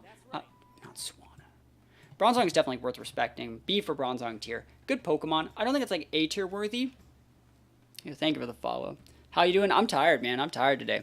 It's a lot of work making these tier lists. But Bronzong's a good Mon. I usually build mine with Mental Orb just to block Taunt or Covert Cloak to block Fake Out and make your opponent do a 50-50. What's a good set for Heat Proof build? I wouldn't use Heat Proof because like we just talked about, like ground attacks are probably going to be the most... Ground is the most popular, second most popular offensive type after Water in this format. So I wouldn't use Heat Proof because there's no Fire Mons worth respecting in this format. Right? Remember, this is specifically for the Kitakami Prologue. There would be no reason to be heat proof. What? So you don't add a Chandelure, they're just going to Shadow Ball you. How good will the Dunsparce be? You gotta wait and find out. So we got the Swanna evolution. I said we're ranking everything that's you know, evolved or viable. So we got Swanna. This thing sucks. 98 base speed's slow. It's weak. It gets Tailwind, right? But like its abilities are poo-poo doo-doo, and Rest, Sleep, Talk, Hydration just isn't really viable in this format, so it's a D tier Mon. Kitakami Prologue is a new VGC tournament that's happening next week. Ambipom. I've seen a lot of people talk about Ambipom, and I'm just not that big of a fan of it. Yo, Team Dunsparce. Yo, the Dunsparce people popping it off out here. I'll put some subs up for that. The Dunsparce is viable. We'll talk about how viable it can be in a little bit. But the Dunsparce is good. Thank you for the sub on that Twitch Prime. You know, you can use that anywhere. You can use it anywhere on Twitch. The whole platform. There's a lot of people that stream on this platform. And the fact that you want to use it here, that brightens up my day. So thank you so much. Ambipom, though, basically it's built with, like, Technician. And people just build it, like, with the Fake Out Last Resort. And I think that's, like, actually, like, the only real viable set for this thing with, like, a Silk Scarf. That's just my opinion. Oh, my gosh. Is that 5 subs? Hold French toast. Again, I want to thank Team Dunsparce for actually starting this sub train off all by themselves. And yo, False gifting 5 subs. Yo, keeping the lights on, man. I'm getting ready to go to my wedding in Iceland, and I'm super nervous, right? I'm super nervous about leaving for basically the whole month of October and having to come back to no viewers and no money. Getting married should not be this complicated, but I appreciate all of the gifted subs. 5 subs is a lot. That's more than I spend on food in like a whole week. So thank you so much. How you doing? I'm doing absolutely flawless. Give me 1 sec. Thank you, guys. I really do appreciate you. I'm doing my absolute best to make as much content as I can for while I'm gone. And if you guys have any questions about, you know, how I could better organize these tier lists, or if I can go a little bit more in depth, you know, just let me know. Viewers will be here when you get back. Enjoy your wedding. I'm going to try to enjoy the wedding. Yo, it's stressful. It's stressful. But thank you so much, False. Is that 5 more gifted subs? 2 weeks of food now. You're not even. I'm not even kidding. Like I live off like ramen noodles and like what sandwiches. You know. So thank you. I can't even say thank you enough. Yo, thank you so much. I get to eat in Iceland, courtesy of False. Thank you, my friend. Thank you. That's way more subs than I thought I would get today at all. That's great. You know, we take those. Yeah, I'm not going to say take us all the way to the bank, but we definitely do appreciate all the subs. So Again, I can't say thank you enough. I'm going to get this list done. I will. But Fake Out Last Resort is probably the best thing for Ambipom. And it's an above average speed Fake Out user, 115. But that being said, it's really susceptible to things after that. This is a C-tier mon. It's so gimmicky, right? This loses to, like, Redirection on the Last Resort. Ghost typing just walls it. Steel typing just walls it. If you did get gifted a sub by False, be sure to say thank you as well. So thank you so much for all the support. And, you know, that's a lot of money. That's 50 big ones. So I appreciate it, yo. You're keeping the lights on over here. It takes a lot of lights. It doesn't look like there's that many lights on, but there's a light right here. There's a light right here. There's a light over there. There's a light up there. There's a light in the back that's like making sure that the back's not like a dim lit dungeon. So like it's expensive to keep the lights on. Just join Diamond Tier on Patreon. Doesn't show on Discord. It takes about a half an hour to like 6 hours for it to pop up on Discord. So it will pop up. And if you have any questions about Patreon, just let me know. All right, Whiscash. Speaking of Patreon, I made a Whiscash team on Patreon kind of recently. Whiscash is cool, but it's not that great. Oblivious is like not that bad, so it can't be intimidated, and has pretty cool offensive typing, being like Ground and Water, the two best offensive types in the format that we were talking about. It gets Dragon Dance, it gets Earthquake, it gets some cool stuff. I like this thing with like Flying Terra on like an EQ Discharge team, because you can go Flying Terra to EQ next to your teammate, and then, you know, you can still pin those grass types with like a Terra Blast, or you can just be a ground type and have like your teammate use Discharge. It's a pretty cool mod. It actually has some viability. It gets access to like Fissure and stuff like that too. So it's not terrible.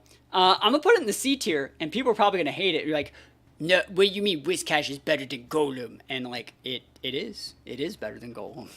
Whiscash is cool, dude. Wallace uses a Whiscash. That's how you know it's good. It's time for the boy. Garchomp. Garchomp it is. Garchomp.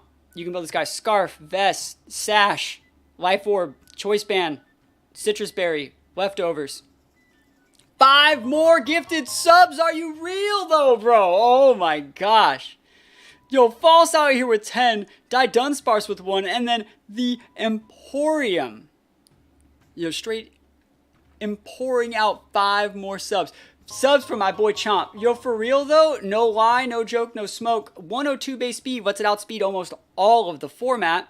It's a bulky little guy. The subs do be going up for Garchomp. This thing's built with the rough skin to be able to swap in on those fake out users. We just talked about all these fake out users. Almost all of them commonly get built with Sash. So you swap in Rocky Helmet, breaks their Sash, and then you just Choice Scarf, outspeed, pin them, easy peasy, lemon squeezy. Garchomp cruise control for cool, putting this guy at the top of the S tier, bro. Garchomp's going to be where it's at. Even all the rain teams are going to have a Garchomp on them to pivot in on electric attacks. Its ground typing is going to be used so good. Garchomp is strong. It's always going to be strong. I just want to say thank you for the 5 gifted subs, yo. I'm so blessed. I'm so blessed to have people that appreciate Garchomp watch my content. We're never going to forsake it. We'll be honest and say, like, Garchomp's not that great. There are better options. But then we'll still use it, you know? That's the thing. We can be honest with ourselves and say, it's a struggle to use Garchomp, and I like a challenge. So, Garchomp, busted. S tier. You don't got to agree with me, but you got to respect it, right? Gliscor, not as good as Garchomp, but kind of cool. I built a Gliscor set kind of recently that used Hypercutter. Sorry, used Poison Heal. Hypercutter's a good ability, though. It makes you immune to Intimidate. But, like, you Poison Heal, and you have, like, a Toxic Orb. And you go like Protect, Tailwind, fling your Toxic Orb after activating your Poison Heal to get a guaranteed poison on something, and then just like slam Acrobatics. And people are memeing on the set, but like this is good. I don't see why people think this is bad. Gliscor is very bulky. 75 base HP, 125 defense, 95 base speed's good. It gets access to a bunch of other moves as well. You have to respect the Earthquake. You have to respect the Acrobatics. It does get Taunt. You have to respect these options, right? So, yeah, where would Gliscor be? I don't think it's in like the S tier or A tier or maybe even B tier, but it's definitely at least like a C tier mon. I would say the fact that like Gliscor does have that water weakness means it's probably just going to be capped at a C tier mon. You'd have to Terralastize it away to like Flying Terra. But then it's good for things like Ludicolo, and if you lose your you lose your ground weakness, you can probably one-shot like Basket Legion with like a Flying Terra Acrobatics and soak the water attack because you're not ground type anymore. So, like, there's something there. There's definitely something there if you want to be that guy that goes into deep in your Gliscor calcs, but I still think there's better Tailwind setters. Glade. Glade's cool. Glade usually gets built with, like, choice items and or sashes. What you see a lot is people that lead, like, Gardevoir on Glade, and you don't know which one's setting Trick Room. That's the thing. You have no idea. Glade gets Sharpness, and justified that Sharpness is probably better ability because it gets all the cutting moves. It gets, like, Aqua Cutter, you know, Leaf Blade, Sacred Sword, Psycho Cutter. There's so many weird moves. And it gets all the weird stuff Gardevoir gets. It gets access to, like, the Encores and the Hypnosises and the Trick Rooms and the Imprisons and the Life Dews. Glade's great. Really, really good mon.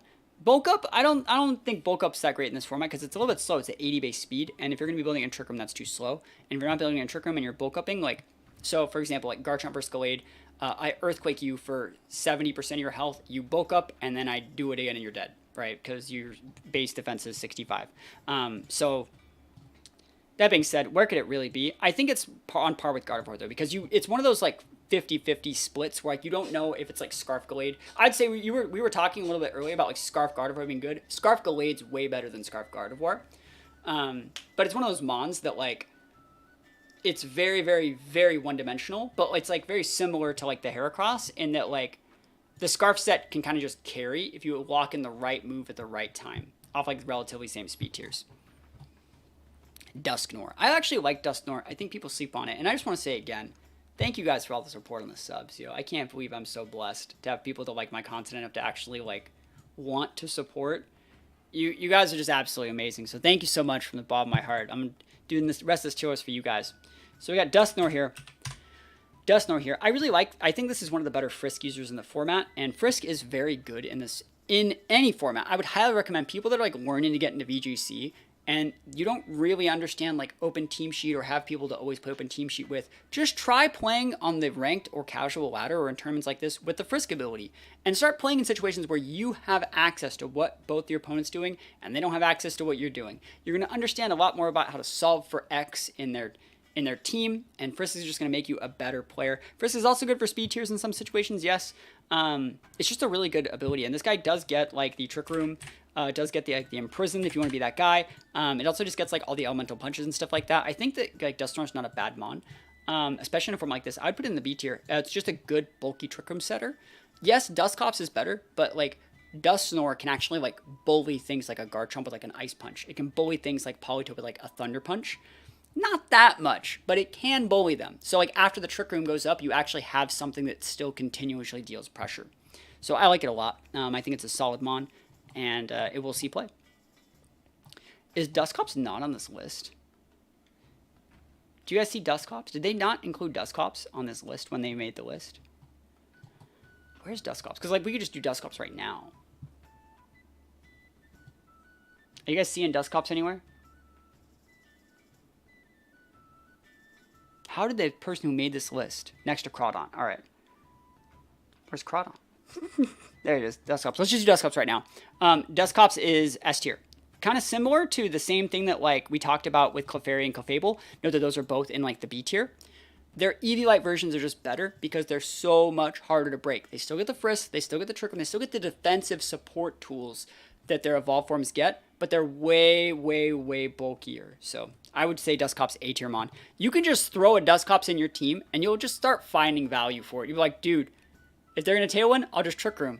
Oh, if they're going to taunt me, I'll just, like, lock a Nightshade, and then they'll never actually ever break us. So Dusclops, great mon. Frostlass. So Frostlass is very similar to another Pokemon that's on the list. So Frostlass, right here, is very similar to a Gengar. So both of them have the same base B tier of 110, but you see Frostlass has, like, 50 base special attack less than Gengar.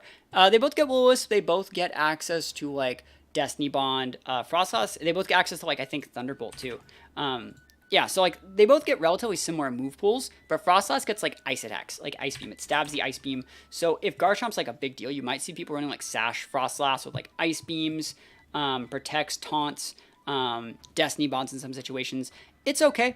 I think Frostlass is a usable Pokemon.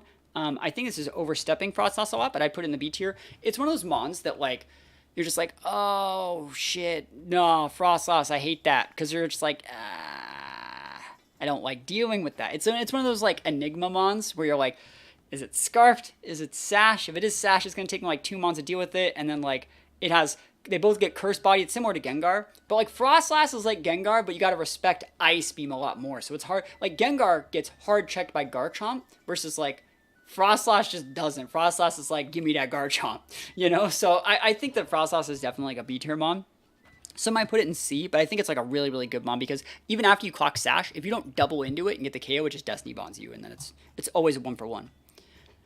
Mamoswine. Dude, Mamoswine is a good Pokemon. Holy moly. There's no Urshis, there's no Rillas, right?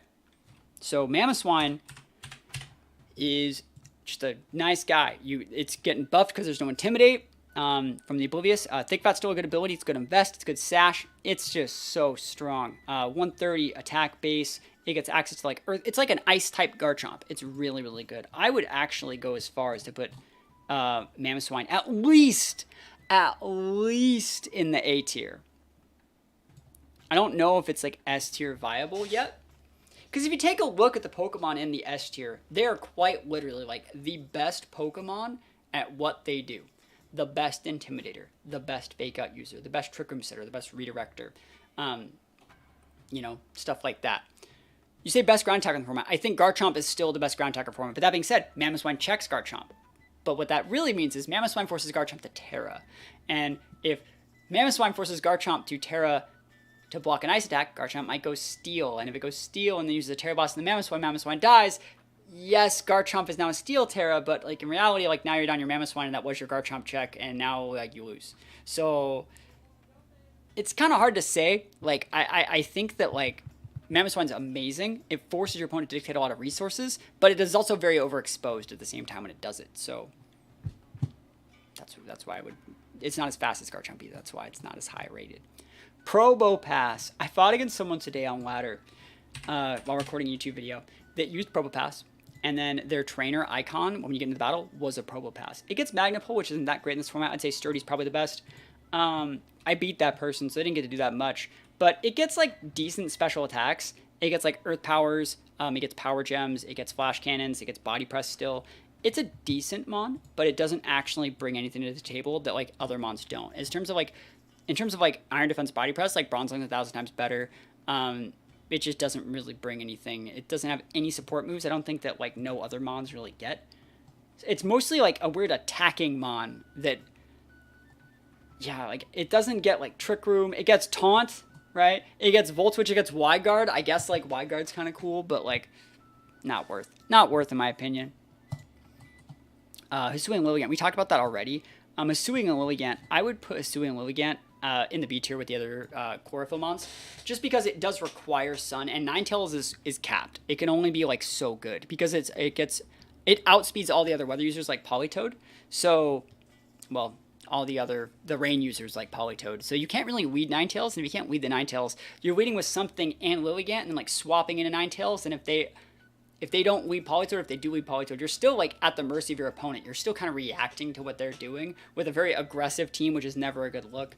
I would say things like Ninetales and like other Sun mons, you can kind of see they all kind of want to be sashed, right? So it's like, and only one can be. And you don't really need the after you with the Ligant. We don't even know if it's going to be legal yet, but I would still put it in the B tier. If something like Torkoal was legal, yeah, maybe it'd be higher, but you know, it's not. So Chimecho, here we go. I'm starting to get the vibe though that the Hisuian and like Alolan mons might not be legal though, because I don't think you can get them. But this guy gets Levitate. It gets Imprison Trick Room. We've used that. It gets Encore, gets some good stuff. Little Cresselia. Yeah, I think it seems like a little baby Cresselia. It's okay. Torkoal's not legal. No, it's not in the decks. So, yeah, it's okay. It's a little bit too fast to get up TR, but then the only thing this thing even can do is TR. This is a C tier mon because it gets, like, every single support move, I would say. Like, if we take a look at this thing's list, it gets access to, like, Calm Mind, Ally Switch, Baton Pass, Encore, Draining Kiss, Disable, Heal Bell, Helping Hand, Icy Wind, Knockoff, Screens, Safeguard, Skill Swaps, Taunts, Terra Blast, Thunderwave, Trick, Yawn. It gets the whole 9 yards. I think it gets Wish and stuff like that too. It gets everything. So it's in the C tier just for that. I mean, the team that I built the other day that showed it off in that Team Rocket team, it shows that like it's actually viable. But it's still rough to use. Mandibuzz. See, Mandibuzz is one of those mons that I think people aren't going to correctly respect in this format. But to correctly review Mandibuzz, we need to do Indeedee first. So we're going to do Indeedee before Mandibuzz. So Indeedee gets Psychic Surge. Indeedee is the best Psychic Terrain Redirector. It gets so many good things. So let's take a look at Indeedee.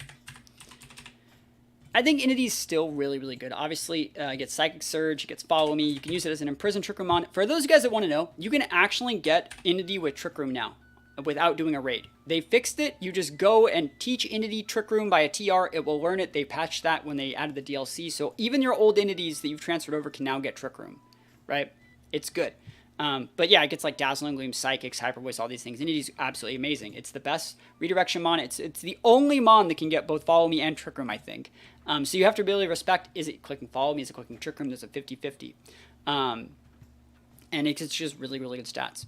This is a completely different format. This is one that's made for just the new mons for a tournament that's happening next weekend. But anyways, yeah, Indeedee, I would say there's not that many fake out. It's not like there's Rillas that are, you don't need terrain control in this format. It's just a good redirector. So like I would say I still would put Indeedee in the A tier because like it does an amazing job of saying like, hey, I want to either redirect Trick Room or set Trick Room. You don't know what it is. This is happening whether you like it or not. It's one of those mons that just lets you get up your playstyle. Versus like a Clefairy, for example, even though it's an S tier, it can get fake outed, right? And so it can't be redirected if it's fake outed. And Indeedee says, no fake out, no nothing, no ifs, ands, or buts. This is happening. I'm redirecting. There's terrain control, and that'll happen. So there you go. You will get the TR up if you're playing with Indeedee, probably. So that being said, Indeedee sets the Psychic Terrain. Now, that's where Mandibuzz comes in. I think Mandibuzz is going to be extremely slept on. Indeedee Mandibuzz with like the right teammates, like Indeedee Mandibuzz Garchomp, and like maybe like one or two other like aggressive sweepery mons will be a good check to Rain. It will be a good check to Trick Room. It will be a good check to like Sun, because you can have an Imprison Indeedee. And like the Mandibuzz gets, so the reason why they have to go together, by the way, is so you can do Psychic Seeds Mandibuzz. And this is how I personally plan on beating Rain, like Indeedee with like Psychic Seeds, Overcoat Mandibuzz with like a heavy investment in HP and Speed Up. So like they're like, yeah, Politoed. And you're going to be like, okay, you don't do damage. And it's like, yeah, Ludicolo. It's like, okay, you don't do the damage. And you're like, yeah, Basket Legion. And I'm going to be like, okay, I'm going to Terra away to mitigate that. And I'm going to swap in an Arcanine for the Indeedee after setting the terrain and intimidate you. And that's how I'm going to beat Rain, right? So that being said, this is what I think is good. It gets access to things like Snarl. It gets access to things like Foul Play, which will one-shot the Basket Legion, by the way. It gets access to things like Tailwind. It gets access to things like Roost. Mandibuzz, for those of you guys that have never played in a format with it, is one of the most oppressive, stupid Pokemon because it will never die, ever. It also gets Taunt, so you can't like set up on it either. It can get Toxic as well. Really, really good mon. It's at least an A tier for me. It is team dependent. You need to have the right mons on your team to use Mandibuzz. But it creates like, I'm not going to call it like a Chansey level checkmate, but it creates like a situation where your opponent just doesn't have enough resources to grind you out, and you just kind of win with Mandibuzz. And Overcoat is a very good ability, I would agree. So yeah, Mandibuzz is amazing, but you have to dedicate all our resources. Does Overcoat ignore Rage Powder? I think so. It says all powder moves. Immune to powder moves. Yep. It should block Leech Seed, bro. I don't know why it doesn't. It should. Trevenant. So if we're talking about Imprison Trick Room users, Trevenant is my favorite Imprison Trick Room user. I don't think I'd use it in this format, but it is very, very good. I took one of these to World Championships in 2017, and it's just good. Sorry, Leech Seed and Horn Leech. So there we go. You got the Citrus Berry with Harvest. Just solid mon. Good attack. 110 base attack off Horn Leech is great. Good speed steer. Like, you can actually just trick room people if you want. It's a solid mon. Yeah, I think it's just a solid mon. I would say if you're looking for an Imprison Trick Room user, Trevenant's probably going to be your best bet because this is what you used to beat Rain. They're like, yo, look at me, Politoed, Ludi, Basket Legion. I mean, if you want to use a ghost type attack, you just go Dark Terra. And then they're just like, oh no, it's Trevenant. And then you just win. Trevenant's a good reason to use Ninetales. It's not, though. Because, like, Trevenant with Harvest doesn't make it like a... No, I don't think so. Harvest will just work, right? You don't need to have the sun active to make Harvest work. Like, it's a 50% chance to restore at the end of each turn, and we're not using Protect. We're not actually playing to create, like, a win condition with Harvest, and I feel like if I want to go, like, Ninetales and Trevenant and dedicate, like, a whole Mon to supporting a Trevenant that's just there to, like, Harvest and Leech Seed, and my opponent has, like, I don't know, like, a Fire Ogerpon, we just lose, right? Like, any Ogerpon, actually, because, like, Ninetales doesn't even good versus Ogerpon. Even if they're, like, if the Water ones were bad against, the grass one's still fast enough or better. The rock one's good against us. The fire one's good against us. So, and not worth. Too deep. But Trevenant's just a good mon at stopping rain. Baraskewda is a Pokemon that people forget is in the Dex. And if we take a look at some stuff here.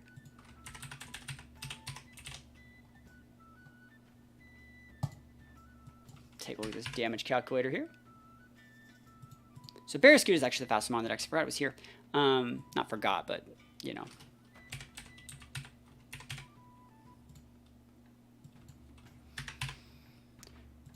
So you can kind of tell that. That's a lot of damage. Yeah. So just throwing that out there. It's a good Pokemon. And if you surround that with like a Feint or like another Mon, you just pop their Ursaluna like in the mouth and just win the game. It's like, they're like, yeah, Trick Room. All right. And it's like, okay, Propeller Tail. Why does that have Primordial C there? That's incorrect. There we go. That's correct. Yeah, that's more like it. And then you're supposed to go like that. That's the calc that I'm looking for. That was the AAA, the almost any ability. But yeah, solid Mon. Solid Mon for sure. I would put it in the B tier. Solid. It's fast. Fast Mon. I could see you. You don't even need rain. You kind of just can put it on your team and be like, yo, if you have rain, I feel bad for you, son. I'm faster than you. Baraskewda #1. Throat Chops, other Basket Legions. Does Jolly get the KO? Probably not, because they're probably going to have more points in bulk than you might think. But you don't need to be Jolly. Like, you're faster than everything else. So, like, you can just go Adamant because the meta's so slow. Dreadnought is another good physical Swift Swim Mon. What makes Dreadnought really good is that it's a Rockmon. I like that it's a Rockmon. So you can go for like Swift Swim boosted Rock Slides, which I think are really, really cool. You don't really see that all that often. I'd probably build Dreadnought with like Assault Vest if I were to use it. And you have like Rock Slide, you got like Liquidate. You could have any other big attack that you want, but I would also include the Dragon Tail to be able to Dragon Tail like Trick Room setters, like Dusclops is out before they can set Trick Room. It's good with like Crunch. Ice Spinner is another move that it gets. They got Shell Smash, that's cool. Not to use it in this set, but yeah, a Terra Boss is also another option. I think Dreadnought's okay. Dreadnought's at least in the C tier. I put Dreadnought in the B tier. I think Dreadnought's much better than Poliwrath as a Trick Room or as a Swift Swim sweeper, but it is like still really weak to things like Ludicolo. But I would still put it there because like I just think it's a good mon. I put a lot of value in Dreadnought. We actually saw a lot of Dreadnought back at the start of Series 1. You remember? Like people were using Pelipper Dreadnought like all over, and it's just you can't put a price on Rock Slide. It's probably one of the better Rock Slide users in the format. Morpeko. All right. I'll let you guys pick. Do you want me to tell you my Morpeko set ahead of time? Because like I found a cool way to use this Pokemon that people aren't doing. And if people play Morpeko that way, it's better, I think, than the standard. The standard Morpeko is something like this. If standard Morpeko is what people are playing with like Sash, it's okay. Right? It's okay. So you got like Fake Out, you got Parting Shot, you got Aura Wheel, and then like some people go like Seed Bomb. It's not that great. Like that's kind of just like how people play Morpeko. I think there's a better way to do it. You go Protect. If I can spell, you go Protect. You go Sub. Right? You go Aura Wheel. You make this into... You can use Lefties. Lefties is a good item here. Or you could use something like an Adrenaline Orb. And then you do this. And you make it this set. And Prankster speed control is cool. But Morpeko speed control is so much cooler, dude. Oh my gosh. I was thinking about all the situations where this would work. This is fucking good. It is so good. You get like 1 or 2 Aura Wheels off, and then you're just like, yo, I got Quash forever. And the cool thing about it is they have to eventually break the sub to eventually break the Morpeko, right? So then you can weave in those protects. You can quash them and hit them with your teammate before they even break your sub, which means they never break your sub, which means you can do it again, bait them again. Like, oh, it's so good. It's so good. It's a little bit setup dependent, but they should be respecting fake out and stuff like that too. So I would say Morpeko, just in general, is a B tier mon. It gets a fast fake out, gets parting shot, seed bomb, good coverage, life orb strong, like Aura Wheels are base 110 moves. It's good mon. Good fake out, cool typing, can do a lot of different stuff. There's not that many parting shot mons in the format, so I'd put in the B tier for that. Cramorant. This Pokemon, I do not like it. Cramorant. 85 base speed, still a little bit too slow for my tastes, and it's not that aggressive. Gold Missile is cool. There are going to be a lot of rain users, right? There are going to be a lot of rain users, but I still don't see this thing being like that viable. Yes, I think it gets like Tailwind, but it's just kind of bad. It's still bad. Like, it's not good yet. It's the only format this thing is decent in is like singles, and it's just I'm pity C tier this guy because it's like weird enough that people might not know how its ability works. It's better than the D tier, and it belongs in the C tier. It has good enough stats. But it's not like, nah, not great. All right, Grimmsnarl. So Grimmsnarl is really good. Grimmsnarl is going to be super good. You're going to see this, once you get into like the 1600s, you're going to see this guy on every single team. Grimmsnarl gets Light Clay. Grimmsnarl can hold, not Light Ball now. Grimmsnarl gets Light Clay. It can hold, it can have Fake Out. It can have Thunder Waves. It can have Scary Face. It can have Light Screen. It gets dual screens. It also gets access to a Parting Shot as well. And like things like Spirit Break. So very, very solid mon. Like you're gonna see this on almost every single team. I would say Grimmsnarl is also an S tier pick because like, especially because the meta is so much. Now, I'm not gonna say slower, but like less power crept, right? Your screen's gonna actually have a result in the game if your opponent has to use something like an Eelektross to break you, right? If your opponent's stuck using mons that have like 110 base attacks and 120 base special attacks.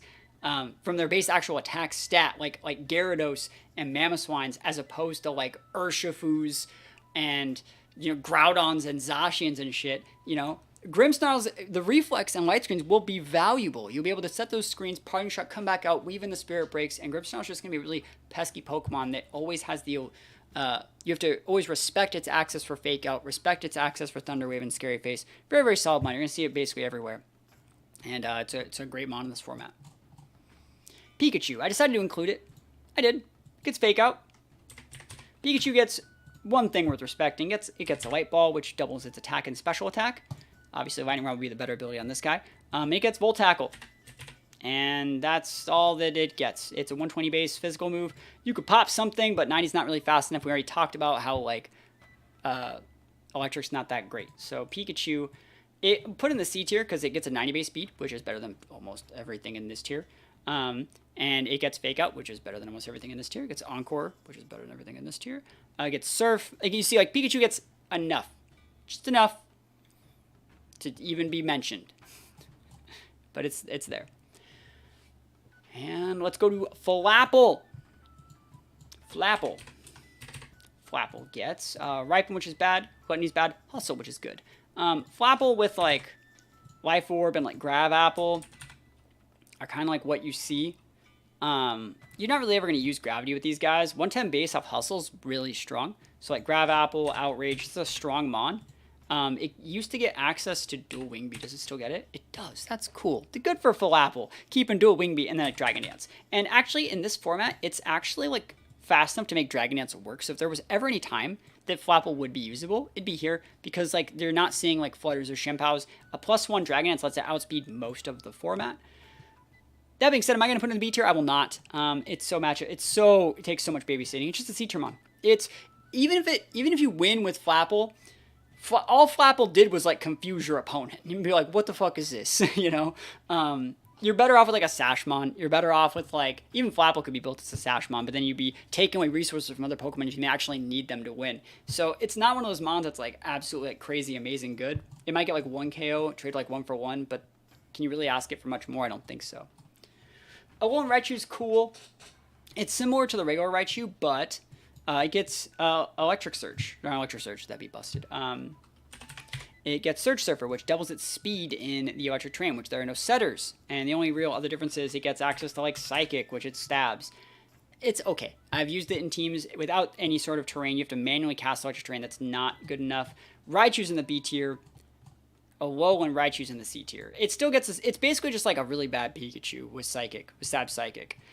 Just because it's still technically fast enough. It gets a lot of the support tools, like, you know, Encore, Thunder Waves, things like that, but it doesn't have the same ability as regular Raichu, which Lightning Rod would be better.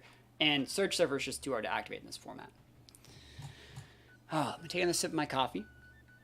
Thank you guys for the support again. Hopefully you guys are still enjoying yourselves here.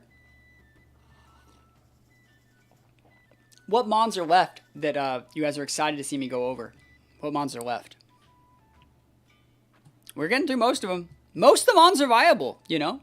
Well, Raichu would be better with a Moongus. Siggy Psychic Step. No, if a Moongus wasn't... Like, you can't even Oko a Moongus with Psychic ever. It's a nice mug. Yeah, I've had this mug. I got this at the Goodwill store. And I paid $2 for this mug. And it's great. Victreebel, my Ludicolo Rantis, nice. Kommo-o, very, very good. Alright, we're going to talk about Hatterene here. Oil 3, yeah, they're in there. The Paradox or Prologue, nope, they're not legal. So, Hatterene. Hatterene, I would say, is the best at setting Trick Room and actually dealing damage. There are better Trick Room setters, right? I would say Dusclops is a better Trick Room setter than Hatterene. But Dusclops, once it sets the Trick Room, is kind of just like, okay, teammate, go win me the game. Hatterene says, like, I'm setting Trick Room, and now it's time for me to mess some people up, because it just uses like Life Orb Dazzling them. So you have the right teammate, like an Indeedee or like a Redirection Mount like a Clefairy or something like that. Hatterene can be very good. I would put Hatterene in the A tier, because it gets a really low speed tier of 29, and it gets Magic Mount. So you can't go for like taunts against it. So it doesn't require as much babysitting as some of the other Trick Room setters. You can't, like, taunt will just not solve a Hatterene. So like, if you have like a Ghost Terra Hatterene, they can't fake out it, they can't taunt it. If your teammate has redirection, you are getting Trick Room up. The only way to really stop that would be like an Imprison, which means if you had a fake out user in a Hatterene, you could fake out their Imprison Mon. They're the one going Ghost Terra to stop and waste their resources, and in reality, you're not really losing anything for it. Doesn't need Expanding Force. Crawdon, we used Crawdon in a video like 2 days ago. Crawdon's cool. I don't think it's amazing though. Basculegion. So we have both Basculegions here. Now, I'm going to tell you right now, I am fully capable of telling you guys how Basculegion will fit. That being said, I still have to catch one. I've never really used Basculegion, but it doesn't take a rocket scientist to make this Pokemon work. Swift Swim is the ability to use a lot of the time, but adaptability is also really good. You might just see people like splashing in like adaptability banded Basculegions next to like Evo Macy or Volpe, and that's still viable. Swift Swim will double its speed, which 78 speed's good. This one's more special attacker than this guy. So this one's the physical one with like Aqua Jets, Last Respect, and stuff like that. This one's more special with like, you know, Hydro Pump, Shadow Balls, and stuff like that. They're both good. Swift Swim and Adaptability are both good. They're both viable. I would say, realistically, I'd put this guy up in the S tier. You can just see Rain's going to be like everywhere. And I would put the other one in the A tier. Because like, it's good. He's not bad. You know, it has the base stats, right? 120, 65, 75 is fucking good. Like, it's thick. You can put a band on it, you can put a specs on it, you can put an AV on it, and it's good, right? So, it's solid. I spent 2 hours or more last night trying to evolve Basculegion just to find it only works with the white one. Yeah. You could catch them in raids. They are in raids as well. And it gets Flip Turn. Yeah, it gets Flip Turn. It's a good mon. Basculegion is going to be the main sweeper for Rain. So, like, you're going to see people go, like, Politoed, Ludicolo, Basculegion, Politoed, Ludicolo, Basculegion, like a fake out user, maybe a Clefairy, and then like a Garchomp. And that's going to be like a standard Rain team, I would say. Here we go. The Dunsparce. It's time for the Dunsparce. Shenpao's not in the format. The Dunsparce. This guy gets one set. One. There is one thing this guy can do. It can click agility. There are like 3 things it can do. I'll go over all of them for you guys. Goes for agility, right? Gets Serene Grace, and you have stuff like Rock Slide and Headbutt. And so after like 1 or 2 agilities, you start to outspeed and go for 60% chance flinches. That's one of the things. However, where can you see the allowed Pokemon? You just type it. It's all the Pokemon in the Dex. So just open up your Pokedex. All the Pokemon in the Kitakami Dex. So that's what the Dunsparce normally does. The other sets that you see are the Dunsparce with something like Rattled. It raises your speed if one stage if hit by like a Bug, Dark, or Ghost type attack. So you see the Dunsparce with like a Weakness Policy, Psychic Terra, next to like a Mouse Hold. And you side beat up, right? And so you're going to proc your Policy, right? You proc your Policy, you get your Rattled and get all your speed boost. So you're really, really fast, and then you just spam like Hyper Voice or like Stored Power. So Dunsparce is actually, like, if there was a place to use it, it, like, is pretty good. You say out of Wide Lens? No, I don't think you need the Wide Lens. Just don't miss, you know? I don't think it's worth an item slot. That's not worth your item slot. I would actually say, like, an Adrenaline would be better because it makes it so you can outspeed certain things without even needing the agility. So Adrenaline Orb's really good. Another thing you could use is just Leftovers and just put, like, Protect here. And just weave in the Protector every few turns. Wide Lens I don't think is worth it. Covert Cloak might even be a better item. But yeah, I put this guy in the B tier. It's pretty bulky, and he gets access to like a bunch of weird stuff like Yawn. Or sorry, doesn't get Yawn, it gets Glare. Let's see if it gets Yawn. I don't know if it does.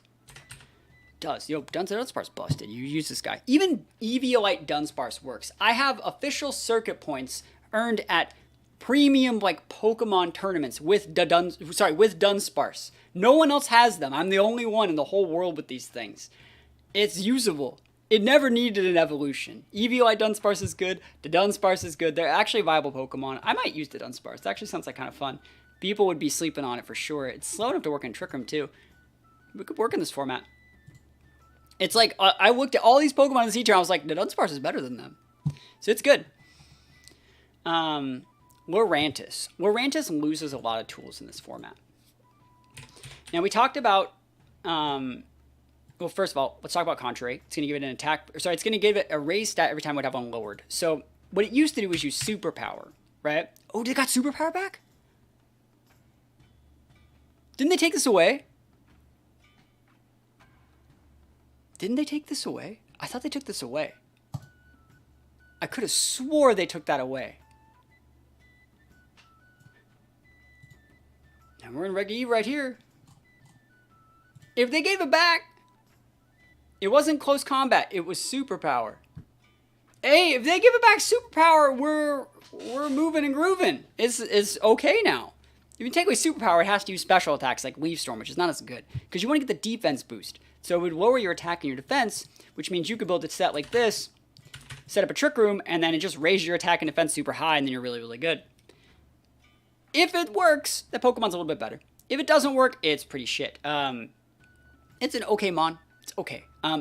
If it has superpower with like Leech Life, you know, you would still, people usually vest this thing. So then like the other moves don't really matter. You usually put like a Leaf Blade, and then like we'd probably see like a Terra Blast or, ooh, it gets Pollen Puff. Ooh, look at that, dude. That's fucking sick, bro. With like a vest, like, dude. I'll put this in the B tier. This is a cool Pokemon. If it gets it though, it has to get Contrary back, because if it doesn't get Contrary, you can't do the superpower thing. And you have to basically just use Leaf Storm and be a special attacker, which sucks. But that being said, if it gets superpower back, it didn't have it at the start of this game. So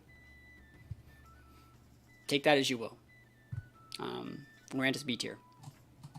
What I was going to say was that like Arcanine like intimidates it, and then like yes, procs the Contrary, but Arcanine just kills it. And Gyarados intimidates it, and then Gyarados goes Flying Terror and just kills it, right? That's one of the things, like, even when you get the Contrary boost from an Intimidate, it doesn't help you. You have to, like, manually do it yourself.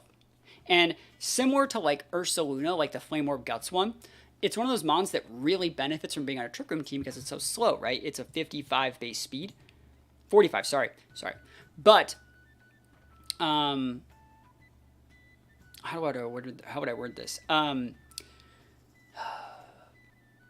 It benefits from being in Trick Room, but it doesn't help get up the Trick Room at all. So your teammate has to be good enough to get up Trick Room, or we have to bring this out once it's already like good to go. So yeah, Lurantis is good with that. That's clean. That's good stuff.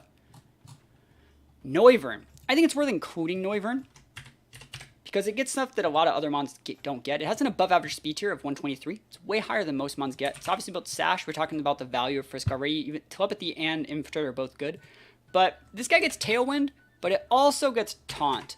And you don't see that combo that often on above base 100 speed mons. Yes, there are mons that get Tailwind. Yes, there are mons that get Taunt. Yes, there's mons like Manabuzz that get both. But they're not fast, right? So that's what Noivern does. And then Noivern also does like a decent job of like checking other dragons. So like imagine if you have like a Noivern on the board and your opponent wants to use like a dragon. You can be like, you can get Dracoed, so you're not functioning. I can Tailwind enable my teammate before you if I need to. I can taunt any sort of like things that I might need to taunt, and like also it gets like a bunch of other weird moves too. It gets like flamethrowers, it gets hurricanes, it gets super fangs, it gets just a bunch of stuff. I think it's above average mon for sure. It's niche, very very niche.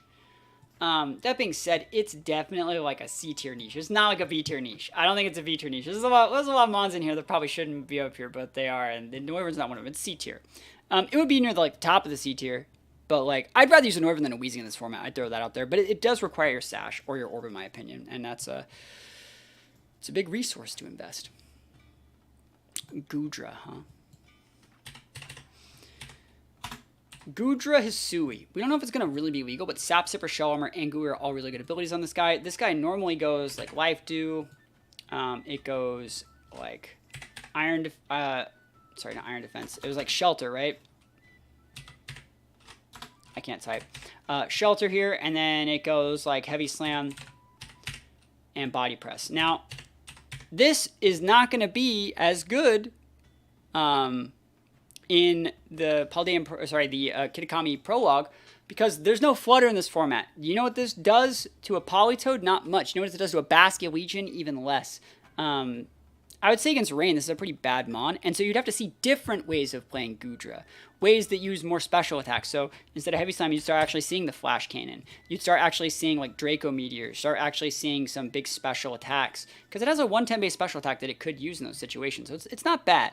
I'd say it's just a B tier mon. It just can't be played that same way because there's no Shempows to play on. There's no Fluttermates to play on with a bunch of stuff like that. And I feel like an AV set with like 4 special attacks could actually probably be the way that people use it because Goodra as a mon just requires your opponent to like dictate a ton of resources to be like, I can't let that Goodra set up, I will lose. And when they try to KO the Goodra, miss out, and then lose a mon for it, they don't have like the resources to get back in the game. Does it still get hydration? Regular Goodra still gets hydration, which we're going to talk about when we get to regular Goodra, which we might as well just do right now. Goodra was another Pokemon to get 2017 Worlds. I used Hydration Rest on it. So solid mon. Goodra's good. Goodra's cool. So it gets like Sap, Sip, and Hydration, Gooey. Yeah, and also like one of the reasons Hisui Goodra was so good is because it couldn't get crit. And there's not like Urshifu in this format that has those auto crits, so it's not like as important. But regular Goodra's good. I think Gooey's a good ability. Sap, Sipper's good. Hydration's not that great. But really, really good sets. Like AV's good. I think the best thing regular Goodra gets is like Feint. So like Assault Vest with like Sap Sipper, and we go like Power Whip, you know, Earthquake, Knock Off, and like, you know, stuff like this, you know. That's a really cool set. You don't see that often. And I would still put it in the B tier because it's one of those mons that like, you're like, I don't have a matchup for that. You know, like against Rain teams, yes, they can tech ice moves, but none of them stab ice. So, like, they throw a water attack into this guy, and we're like, Lamau, you're dead, Power Whip. You know? What is up? Not much. Just doing a tier list. Let's make it a little bit smaller so you guys can see the full effect of the tier list still. Orthworm. I don't think Orthworm's going to be that great. Yes, you can pair it next to Garchomp, but I don't think that, like, Shed Tail is going to be as valuable as we think it might be. Earth Eater's a good ability, being able to be paired next to, like, Earthquake and stuff like that. I just don't really see it being, like, super viable. Shed Tail's really good when you go into, like, for gimmick teams. You can go to, like, multi-scales on Dragonites, which there aren't any in this format. And, yeah, you can go to, like, your Ursaluna or something, but, like, you know, I'm just not seeing, like, value here. I think it's too combo-based. It loses to Taunt, loses to Fake Out. gets doubled up on easily. Most people know to just double up into that slot, and it's probably fine. That being said, it's probably just a C tier mon at best. I don't think it has the necessary tools to dedicate enough resources to be used as like a B tier mon, because even with these B tier mons, what's really good about these guys up here, for the most part, they get to do what they want to do regardless of what the opponent says, and almost worst case scenario, always trade 1 for 1, right? You have to like double into these guys, you get them off the board, and then they kind of usually take one guy with them or like incapacitate the opponent for a certain number of turns. The C tier mons can sometimes do that. You know, they have like intimidates on some of them have like fake outs or other forms of redirection. But like in reality, they don't have the lasting power or the effect that like some of these imprisoned Trick Room mons do, or like these Rock Slide or like Swift Swim / Speed abusers do. Like, for example, like a Ninetales, it comes on the board, it sets the sun, that lasts for 5 turns even after Ninetales is gone. There's a lasting effect of it on the board. Versus like, I don't know, Whiscash. Whiscash comes out, gets hit by a random attack and dies, but it's better than Swanna, right? Thank you for the follow, appreciate it. We're almost done with the tier list. Bombardier. I think Bombardier is one of the most unique Pokemon ever. It's Flying Dark is the same type as Mandibuzz, but Mandibuzz does everything this guy does, but so much better. Rocky Pillow's cool, but it's not like amazing. I know WD Michael top cut the Wide League with one of these recently, but I've used this thing extensively. I think the coolest thing this thing has going for it is its shiny form, and the Shonen doesn't even have its sprite for it, but it's cool looking. It's okay. It gets Tailwind. It gets Dual Wing Beat. It gets Icy Wind knockoff. It's like a really poor man's Mandibuzz, and now that we actually have Mandibuzz back, there's no reason to use this thing. It's just a C tier mon. It's just like a Sandstorm Tailwind setter, but there's no Sandstorm, so like why are we talking about this bird, you know? Glimmora. Glimmora's Pokemon people always forget about. But it's not as good as you might think it would be in this format, because the Loyal 3 are going to be in a lot of teams, and those are poison types, which means when you set the Toxic debris and that sets Toxic Spikes, they will come in and soak those up. So it's not as good as you might think. But that being said, like, it's an okay mon. I think the fact that like rain teams are going to be so popular is going to make it a lot harder to use. But that being said, it's still like a B tier mon. It still has like an above average speed of 86, faster than a lot of stuff. 130 special attack is very, very good. It gets access to like Spiky Shield.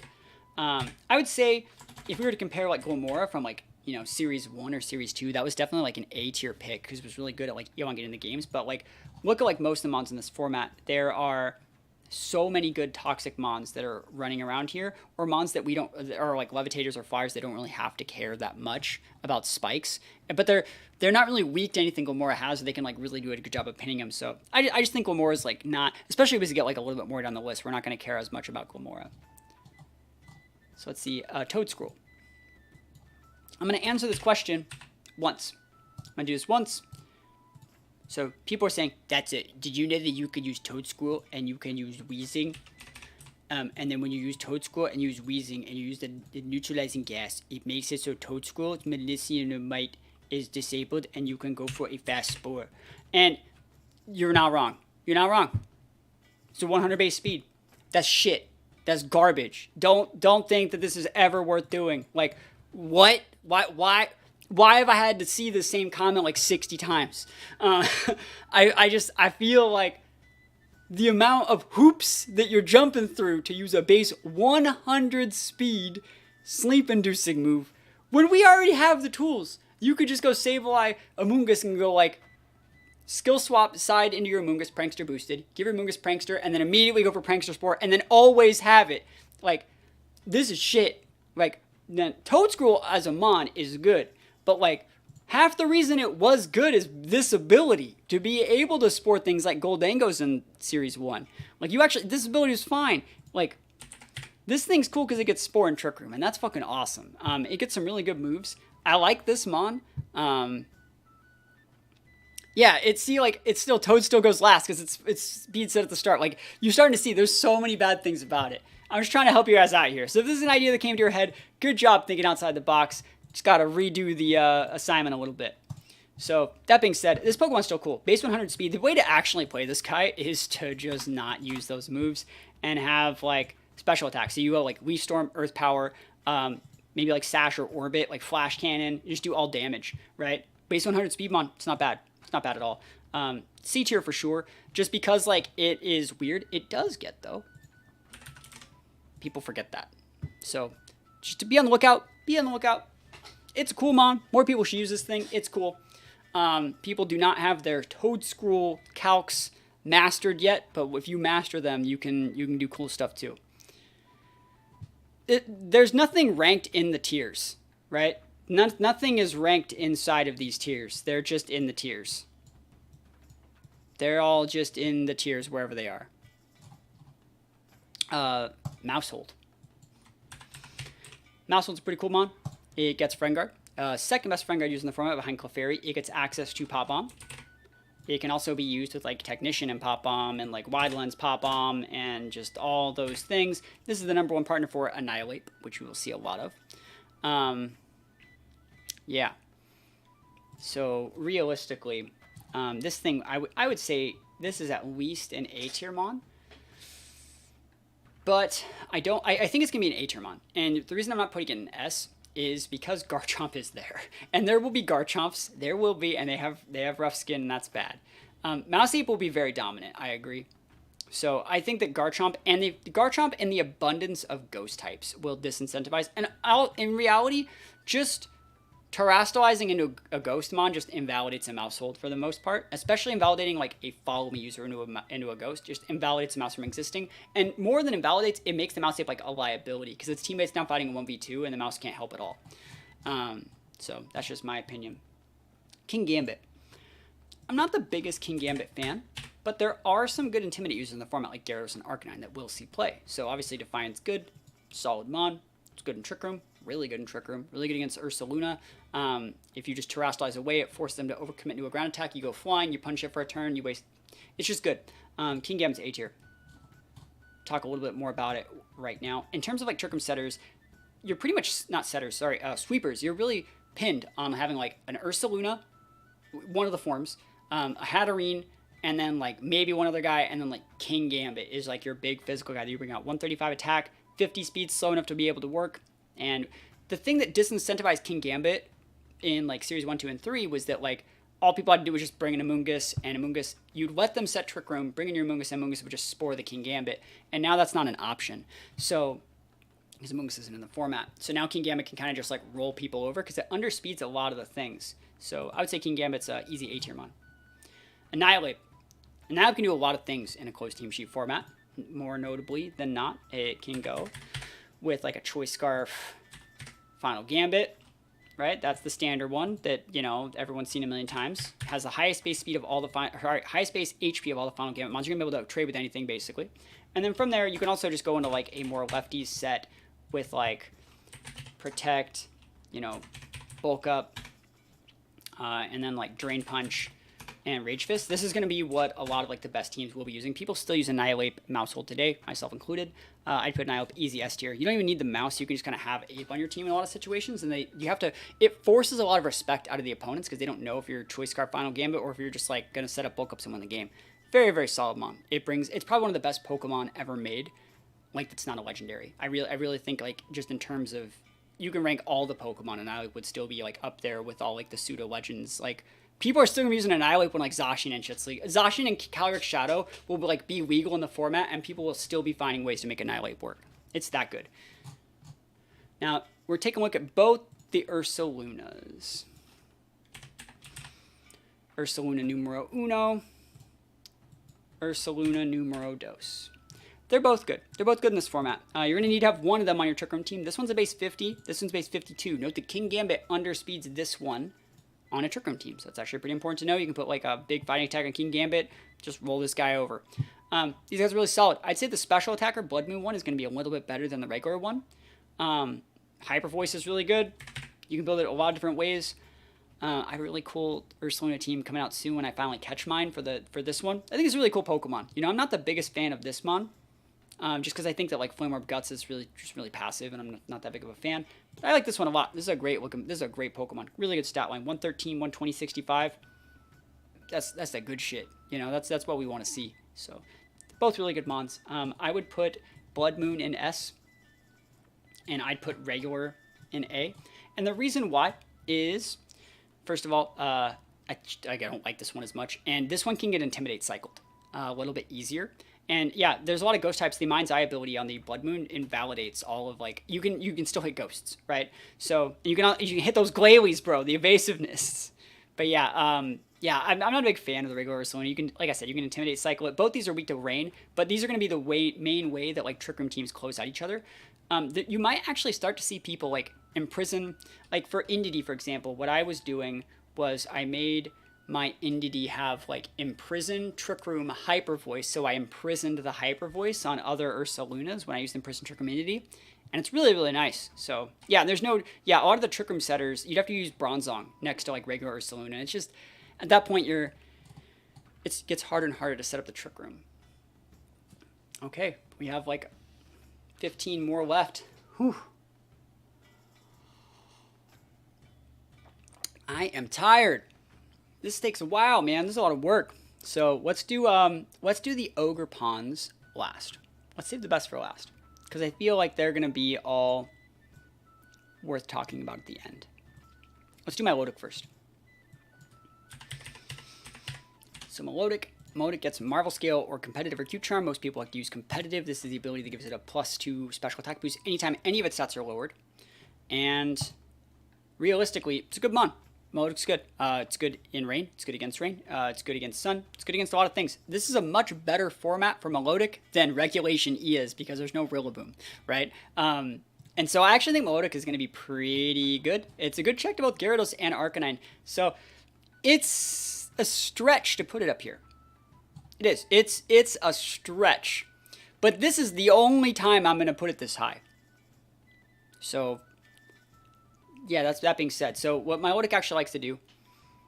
oh, you're in your 4th Blood Moon, I'm jealous. It gets Protect, it gets Coil. I think they took away Hypnosis, right? No, they didn't. Did they take away Coil?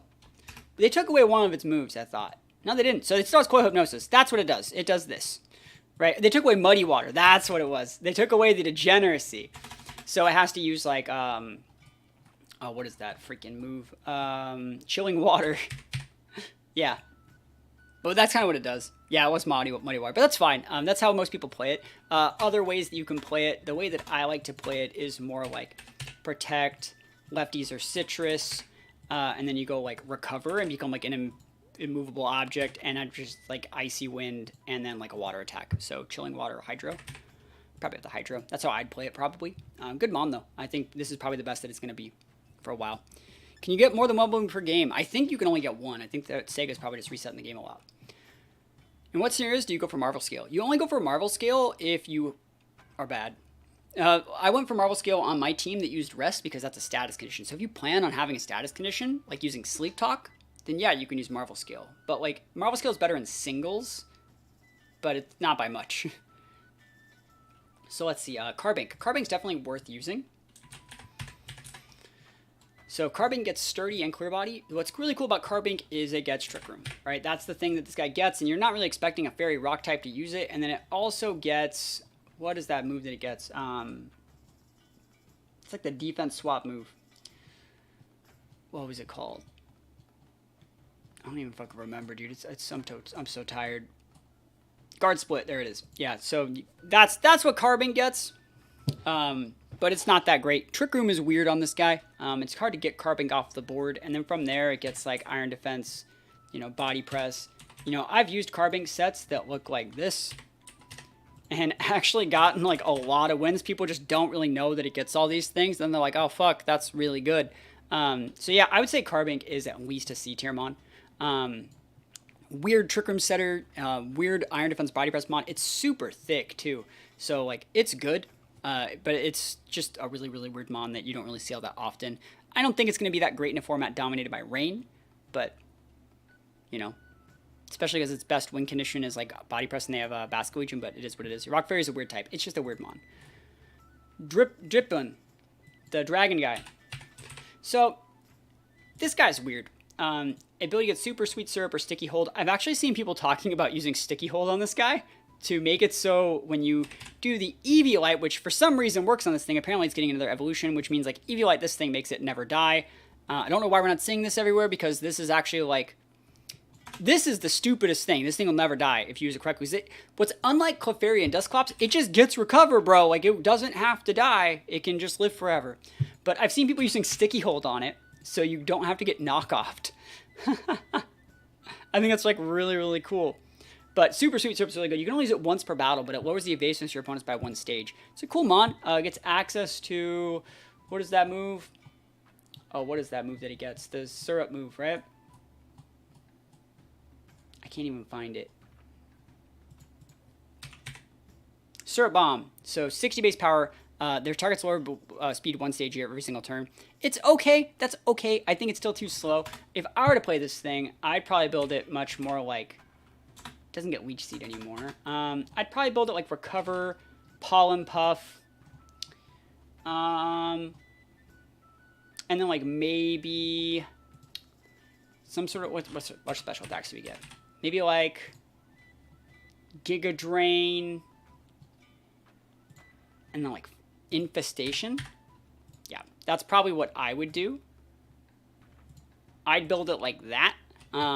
So you can always side Pollen Puff for teammates. You can get a little bit recovery. This is good versus rain teams right there. And then Infestation's your main form of damage with you weaving and recover every turn. Something like that. Or maybe even you cut the Giga Drain for something like a Protect here. So you can like maximize the value of Infestation. What Terra? It depends on what you want to do with it. Right? It really depends on what you want to do with it. You're always safe going Ghost in a lot of situations, especially on mons that can get Fake Outed. But basically, the Eviolite's going to give this guy humongous boost. And base 80 on an Eviolite user HP is ridiculous. This thing's bulking like a Porygon 2 if used correctly. And I just don't know why people aren't using it. So, yeah, I'd put this thing in the B tier at least. It's a good mon. It has some big weaknesses, but you can tear away. You can build your team around this guy and actually get a lot of value out of it. So, be on the lookout for that thing. It's finally time for the Loyal 3. I still have to catch these guys. Toxic Chain is their ability, right? So, Toxic Thread, Toxic Chain. There it is. So, we got Monkey Dory. We got Serendipity. Pheasantipity, alright. And then we got Okie Dokie. Perfect. So we're going to do Monkey Dory first. I think the thing that most people like to do with this thing is they put like Fake Out on it, and then they use this ability that it has. So this Pokemon have a 30% chance of Bally Poisoning. So you Fake Out and Bally Poison something. That's basically what it does. It's special attacker. It gets access to like Psychic, so it's good versus other poisons. It gets access to like Clear Smog, Calm Mind. Focus Blast is cool. Ooh, it gets Party Shot. I didn't know it got Party Shot. That's kind of nice. Shadow Ball, Sludge Wave, Taunt, Trick. It can be built specs. But in reality, it's not really that fast. Garchomp does a good job of messing this thing up. 130 special attack's cool, but like I'd rather use a Gengar than this thing in almost any situation. So like I think the best that I could do is probably put it in B tier. It's like a bad Gengar with Fake Out. I'd rather just use Gengar and be immune to you know, any normal attacks and other Fake Outs. As for the Okie Dokie, this guy's a little bit better. Bit more of a bruiser. 80 base speed's actually really good on this thing. I think people usually build this guy with Bulk Up. And then he gets a lot of really good like offensive moves. It gets like Drain Punch, which is really nice. It gets some Elemental Punches, High Horsepowers, Knock Off, Poison Jab, Gunk Shots, Roars, Superpower Taunt. Solid mon for sure. It's very bulky, right? So again, where would I put this guy? I still think that like Rain and Garchomp being really big just kind of caps these guys into like the B tier. That's just my opinion. Like, if there were things like Flutters and Shimpows or other things that these guys had a good matchup against that were popular in the meta, it'd be different. And yes, there are the Ogerpon Masks, which these guys sometimes have a good matchup against. But then, like, they're so slow that the Ogerpon Masks always, the Ogerpon player always gets to hit them first, which, like, I don't think that's, like, a worthy enough trade. Monkey Dory Sludge Bomb has a 51% chance to poison, but it doesn't get a chance to use it, right? It's dead. Unless it's sashed, and then, like, realistically, like, that's a big waste. I'd rather have a Gengar. And the Pheasantipity, I think his Pokemon's still really cool. I would say that I actually think this guy's better in this format than the other two, just because it gets Tailwind. Tailwind, Icy Wind is pretty nice. But that being said, it's only 99 base speed, which means it's slower than Garchomp, which means, and that just means it's going to have a hard-ass time being used, so I just put it in the B tier. They're cool mons. I think they all have their own unique things they bring to the table, but I don't see them having enough of an impact on the game to be any higher. I feel like they come out and they're like easy to roll over by most of the mons in the A tier. So like for example, like you can get up your screens and you can try and do anything with Loyal 3, but like Politoed Rain just rolls you over. You can try and get anything done with the Loyal 3 here, but like Mouse Ape just rolls them over. Screens happen, Tailwind happens, Taunt happens, Trick Room happens, Follow Me happens, and all these guys are like, oh no. And then they just end up getting earthquaked by Garchomp. They're very they have to tear away from it. And even if they do, Garchomp has a teammate that can do stuff too. So they're susceptible to fake out. They're susceptible to a lot of different stuff. And it's not that they require babysitting, but it's that even if you do babysit them with like the right teammates, you don't even really get that much out of it. The Matcha Poltergeist. Matcha Gotcha. I've not used one of these yet, but I'm not an idiot, so I know how it works. Hospitality's cool. Heatproof's cool. Just a good mon. Good on both these. Hospitality's obviously better in this format because we talked about Heatproof not being that viable. It gets a move called Matcha Gotcha, which it can miss, but it has a 20% chance to burn, hits both opponents, and recovers 50% of the damage dealt. It's crazy busted. It gets access to Scald. You know, they took Scald away from all the water mons and gave it to this guy. It gets Shadow Ball, right? It gets Rage Powder. It gets access to Trick Room. They basically just said, like, oh, you know, like every good support move the game's ever seen. Let's just give it to this guy. I just want to see one thing. I was going to say, was it get Iron Defense Body Press too? It gets Strength Sap. Yeah, it gets everything. It gets Life Dew. It gets it all. I put this thing in S. I don't think this thing's bad. It's, again, good against Rain too. Rain's going to be everywhere, and this is a pretty good check to it. Gets Imprisoned Trick Room. Yeah, it gets all of it. I think it's just a good mon in general. So you guys might be thinking I'm putting too many mons in the S tier, but you're going to realize you're going to see 4 to 5 of every one of these Pokemon in every one of the games that you play past like the 1600s. So like, you know, what does that mean, right? They're all they're basically like the best mons for every role that they have. Salazzle. Salazzle's another beat up mon. So similar to like Houndoom. It gets Corrosion's cool. Oblivious is sometimes cool, but obviously Corrosion's fine. But like it gets Fake Out. It gets beat up. It gets access to like Encore. It gets access to like Fling King's Rock. It's a meme mon. You only ever see Salazzle on meme teams, and it's 117 base speed, so it's actually a pretty fast Fake Out and Encore. That being said, it's still kind of weak, and it's not that much stronger than Houndoom, but in reality, it just doesn't really get anything done. It's similar to the Loyal 3 in that it just doesn't do anything with its defensive typing. Loses the Rain, loses the Garchomp, loses the Ursaluna, loses the Gyarados. You know what I mean? It's just like, I would say Salazzle's probably in the C tier with like a couple of the other fake out mons like Raichus and Ambipomps, and like that's the best that it gets. And even though it gets that, that doesn't necessarily give it like an out to be competitively viable versus some of the other guys. Kommo-o. Oh, I should put Kommo-o higher than I'm going to put him. But I've been doing a lot of playing with Kommo-o, and I think one of the reasons why Kommo-o is actually good in Regulation E right now is because Kommo-o is good versus things like Flutterman when you go Steel Terra. It's good against Shimpow in the same regard. It's good against Chi-Yu in every situation because it blocks both of its stabs. And those Pokemon aren't in the format. It's good versus Rilla, right? It's good versus Urshifu. You're trying to see like a pattern, like Kommo-o's good against those Pokemon, but it's not that great versus a lot of these. Say Kommo checks to the Ogerpons. Kommo's slower than the Ogerpons, right? That's the thing. Like, I think that's the really big thing about it is like, we keep talking about defensive typing and walling this and walling that, but in reality, like, speed tier is the most important thing. And if Ogerpon outspeeds you, you still take like half, right? So, and they could always like do some like Swords Dance plus like a random ass attack that they get probably does a lot, right? I don't see rain teams having Ogerpon. I think they do, right? Like what? We'll talk about Ogerpon when we get to it. We'll talk about when we get to it, because Ogerpon's a one-mon show that's a glass cannon, right? For the most part. We'll talk about it. But Kommo-o, I think it's cool. It's good, built with Scarf. Could be able with Clang Soul. Clang Scales is a good move. There's not as many fairies in this format, but I'm still going to put it in A.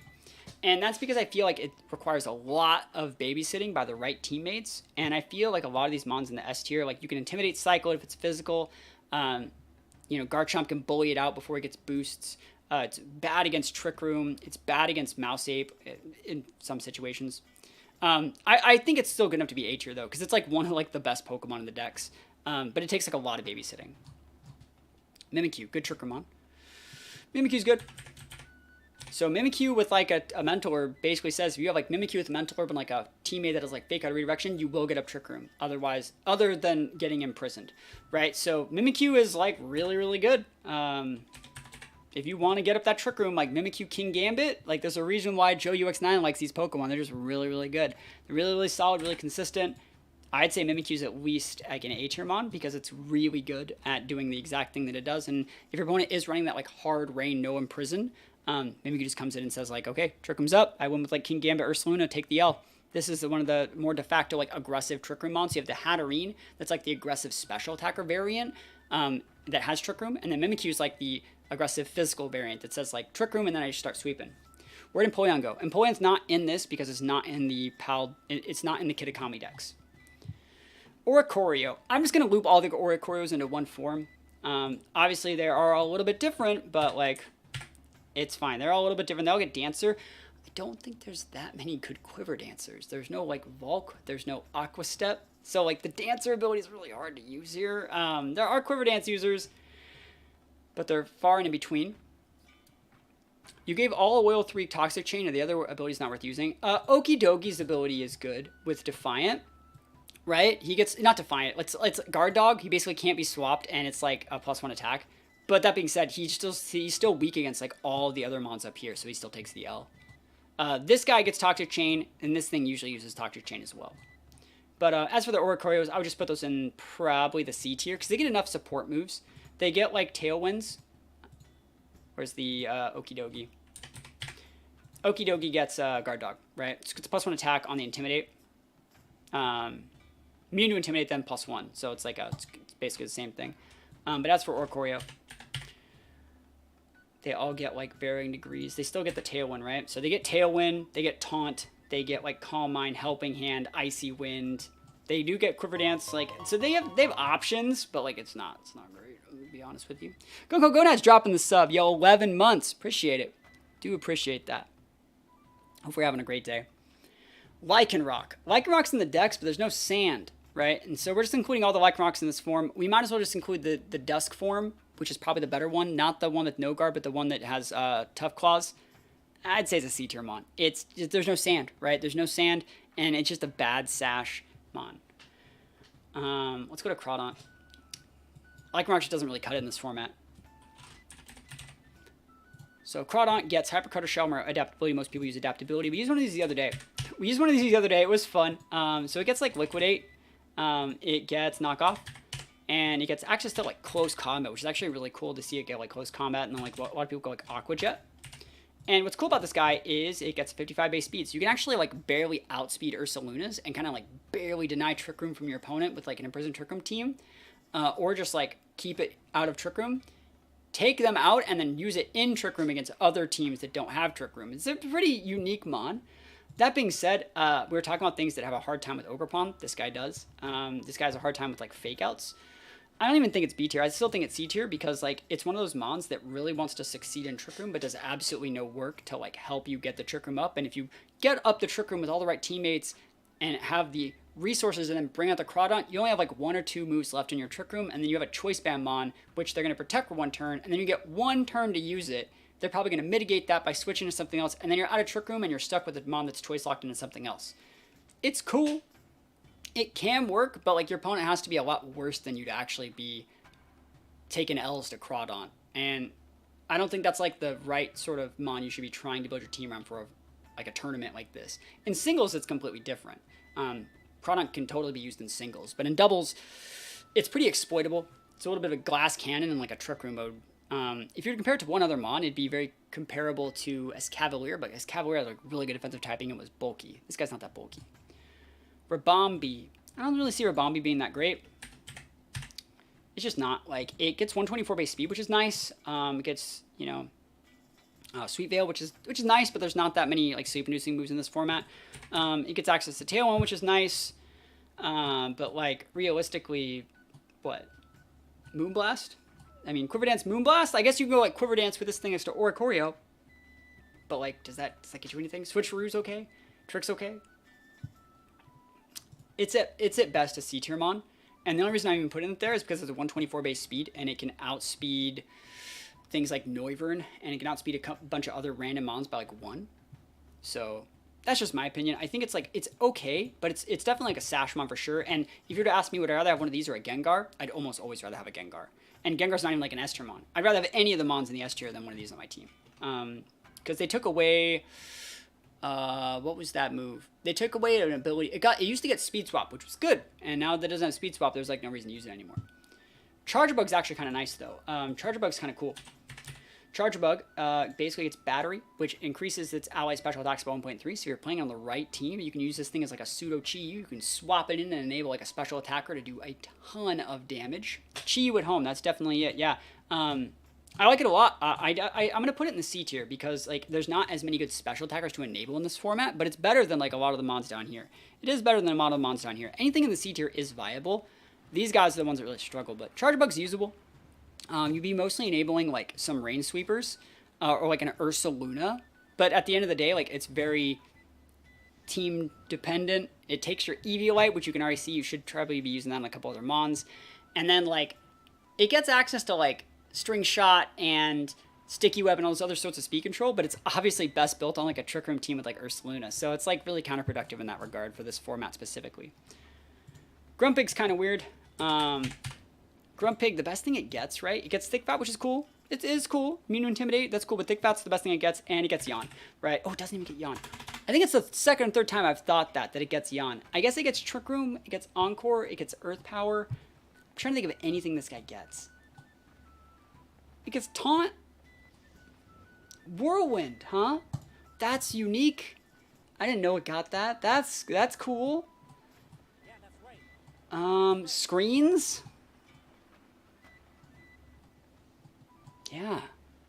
Yeah, thank you for the follow. It's an extremely bad Clefable. I like the Whirlwind. That's cool. Imprison Trick Room, I guess. Like Rain Dance, Sunny Days. Teeter Dance is kind of cool. It's still a D-tier mon, though, for this format. For this format specifically, it's a D-tier mon. I fought against Grumpig at a regional one time, and the person that I fought against, Squirrel, he pops in here every once in a while, and they had a good combo with the Grumpig, but like I've never seen anyone else use it. I think the coolest thing Grumpig brings to the table is it's shiny. Ta-da! It's a cool mon. Vikavolt. Vikavolt is a good mon in this format, but we talked about like Electric not being as good, but the thing is like Vikavolt has a Levitate, which means all those ground mons that are swapping into absorb the damage from the Vikavolt don't do like as much the Vikavolt because we're Levitate, right? So it's a cool mon. If you want to like specs it, it can be usable in Trick Room. Great special attack stat. I think it actually has like viability. I think Vikavolt Garchomp good with like EQ Discharge.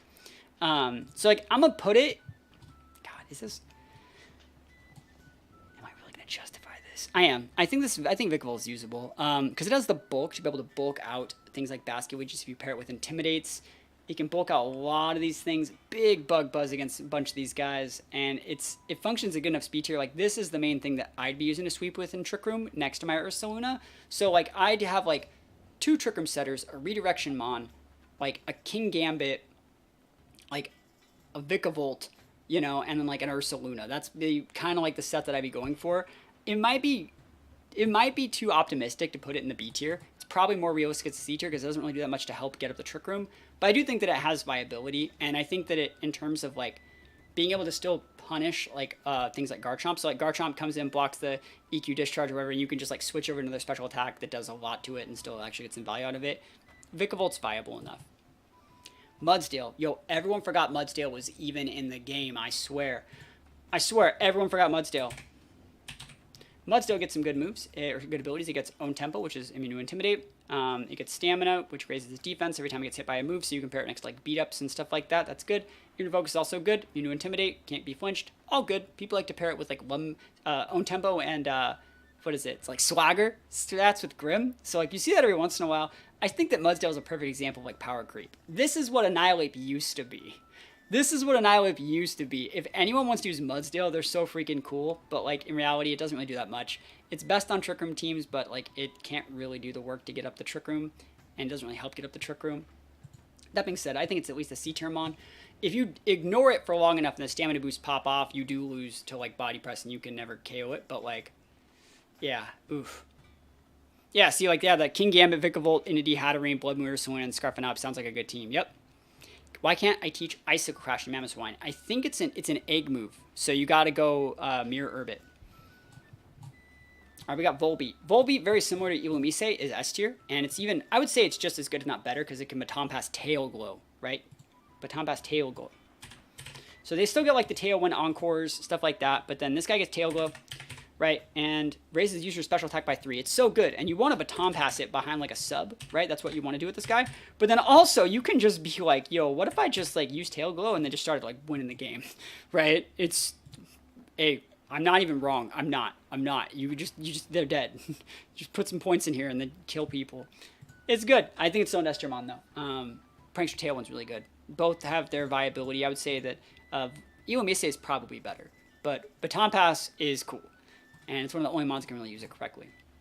So now we got the Ogerpons. Ogerpon. What Ogerpon should we rank first? Let's do this one first because it's the grass one, right? The grass Ogerpon. So you got all these different grass Ogerpons, right? This is the grass one. It gets Defiant, right? It uses the Teal Mask.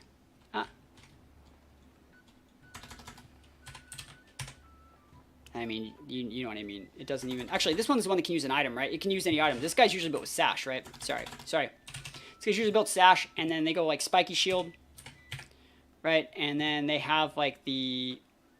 What is that move? They get access to like the Follow Me. They get access to this move right here. High crit ratio. It changes type based on their form. Sometimes they run Horn Leech, which is really good. They get Power Whip, Play Rough. Everything. Superpower, Swords Dance, Taunt. They give this thing everything, right? They wanted you to buy this DLC. That's why they gave you this. All their abilities are different, right? So this guy gets the Defiant. This guy gets Mold Breaker. This one gets... It gets Water Absorb. Yo, that's so good versus Rain. And then like the Rock one gets 30. People are talking about how they don't think that Rain teams can break the Water one. Right, because when the Water one Terrastalizes as well, each of them when they Terrastalize, they get like a boost to the respective stats. The Grass one gets a speed boost, this one gets an attack boost, this one gets a Spidef boost, and this one gets a defense boost. I still think that like you can Encore lock the Water Ogerpon. If you Encore lock it into like a Spiky Shield or like a Follow Me or like even the Water Attack or whatever in one of your mons, you're gonna be able to basically take it out for the rest of the game. And they have to swap it out. When they swap it out, you start taking out their teammates and stuff like that. So I think that like Encore is the tool that Rain's going to use to break the Water one. But that being said, the Water one is still very good. It's going to force Ludicolo to be even better. I would probably rank them like this. Because they have a 110 base speed, which makes them faster almost everything. 120 attack with all of them having... Well, this one having Defiant, right? I would say... I think that... Let's all put them right here for now. Because they all are at least this good. Sturdy's a good ability too, don't sleep on it. They're all at least here. I think that the grass one will be very good. Because there are Arcanines on a lot of teams, and you can punish those things and get the Defiant boost and weave in Spiky Shields, and it's going to be good. I think the fire one can stay right here, because water's going to be so good, it's going to pin the fire one. Even though the fire one, normally in Regulation E, is the good one, I think. Water one will be up here because it will beat some of the rain teams and force the rain teams to have to play correctly. And then the rock one, I think I'd leave it right here. Just because, again, you can tell rain makes it really hard to use these two. And these two are good versus rain. Case in, like, you see what I mean? Like, it's almost like rain's going to be everywhere. So, fire one gets its boost every turn, though. It's Old Zacian. Right? Yeah. Well, it gets it when it comes out, right? It's just like Zacian. Yeah. Living in a world where Volbeat and Ilumise are being respected as S tier mons by people other than me. Hey, yo, that's the name of the game. Yo, thank you for the sub. Yo, good respect's good. That's right. So that is the freaking list. The rest of these mons are like Eviolite variants, and Noctowl is a D tier mon. So is Kricketune. The rest of these are other regional variants. Oh my gosh, we did it. Guys, we did it. That's the list. Can you believe it? Can you believe that that's the list? We did the whole list. Every single Pokemon in the Kitakami Dex ranked for the Kitakami Prologue, which, if you guys remember, is right here. Oh my gosh, I cannot believe how long this took. I cannot believe how long this took. But the Kitakami Dex, the Kitakami Tournament, is going to be right here. Whew. Right here. So those who missed the video, you want to run back news again? No. So the Kitakami Prologue is going to be happening. Sign-ups start on Monday, October 2nd, with the competition taking place that following weekend on October 6th to October 8th. And we think that the tournament's going to be only mons in the Kitakami Dex. It says the competition will be comprised of double battles using Pokemon from the Kitakami Pokedex. We don't know if that means Alolan Pokemon, but we ranked them. We don't know if that means Hisuian Pokemon, but we ranked them. So that's what this format is, and that's what we did today. What's a TLDR on Volbeat Ilumise? They're the only Prankster Tailwind mons in the format. So, like, if you lead Ilumise, or Volbeat and an Ogerpon, and they lead Rain, you just Tailwind, and you're faster than their Swift Swim Mons, and you just one-shot all their Rain Mons, and then you win. Yeah, they're Whimsicott, basically. So, we did it. I just want to say thank you guys to everyone that supported this sort of content. I cannot believe I did this all in one shot. Normally for these sort of tier lists, I do these in 2 or 3 takes, but we got all this done with like actual reasons behind most of them, and I'm not going to lie, a lot of the reasons are built off speed tiers. If your speed tier is not up to snuff, you don't get enough. So, yeah, it was fun. So thank you for all the support. And this is only new Pokemon too, so like we have to really take into account like there's no Urshi, there's no Rilla, there's no Flutter, there's no Chew, there's no Goldango, there's no Crest, there's no Iron Hands. It changes how things look, and it makes the format look a lot more 2015-esque is the way that I will explain it. It makes the format look a lot more 2015-esque, maybe 2017-esque, but it was fun, and we're just going to call it here. I am so freaking tired. I got to get some lunch, but thank you guys for watching. Appreciate it.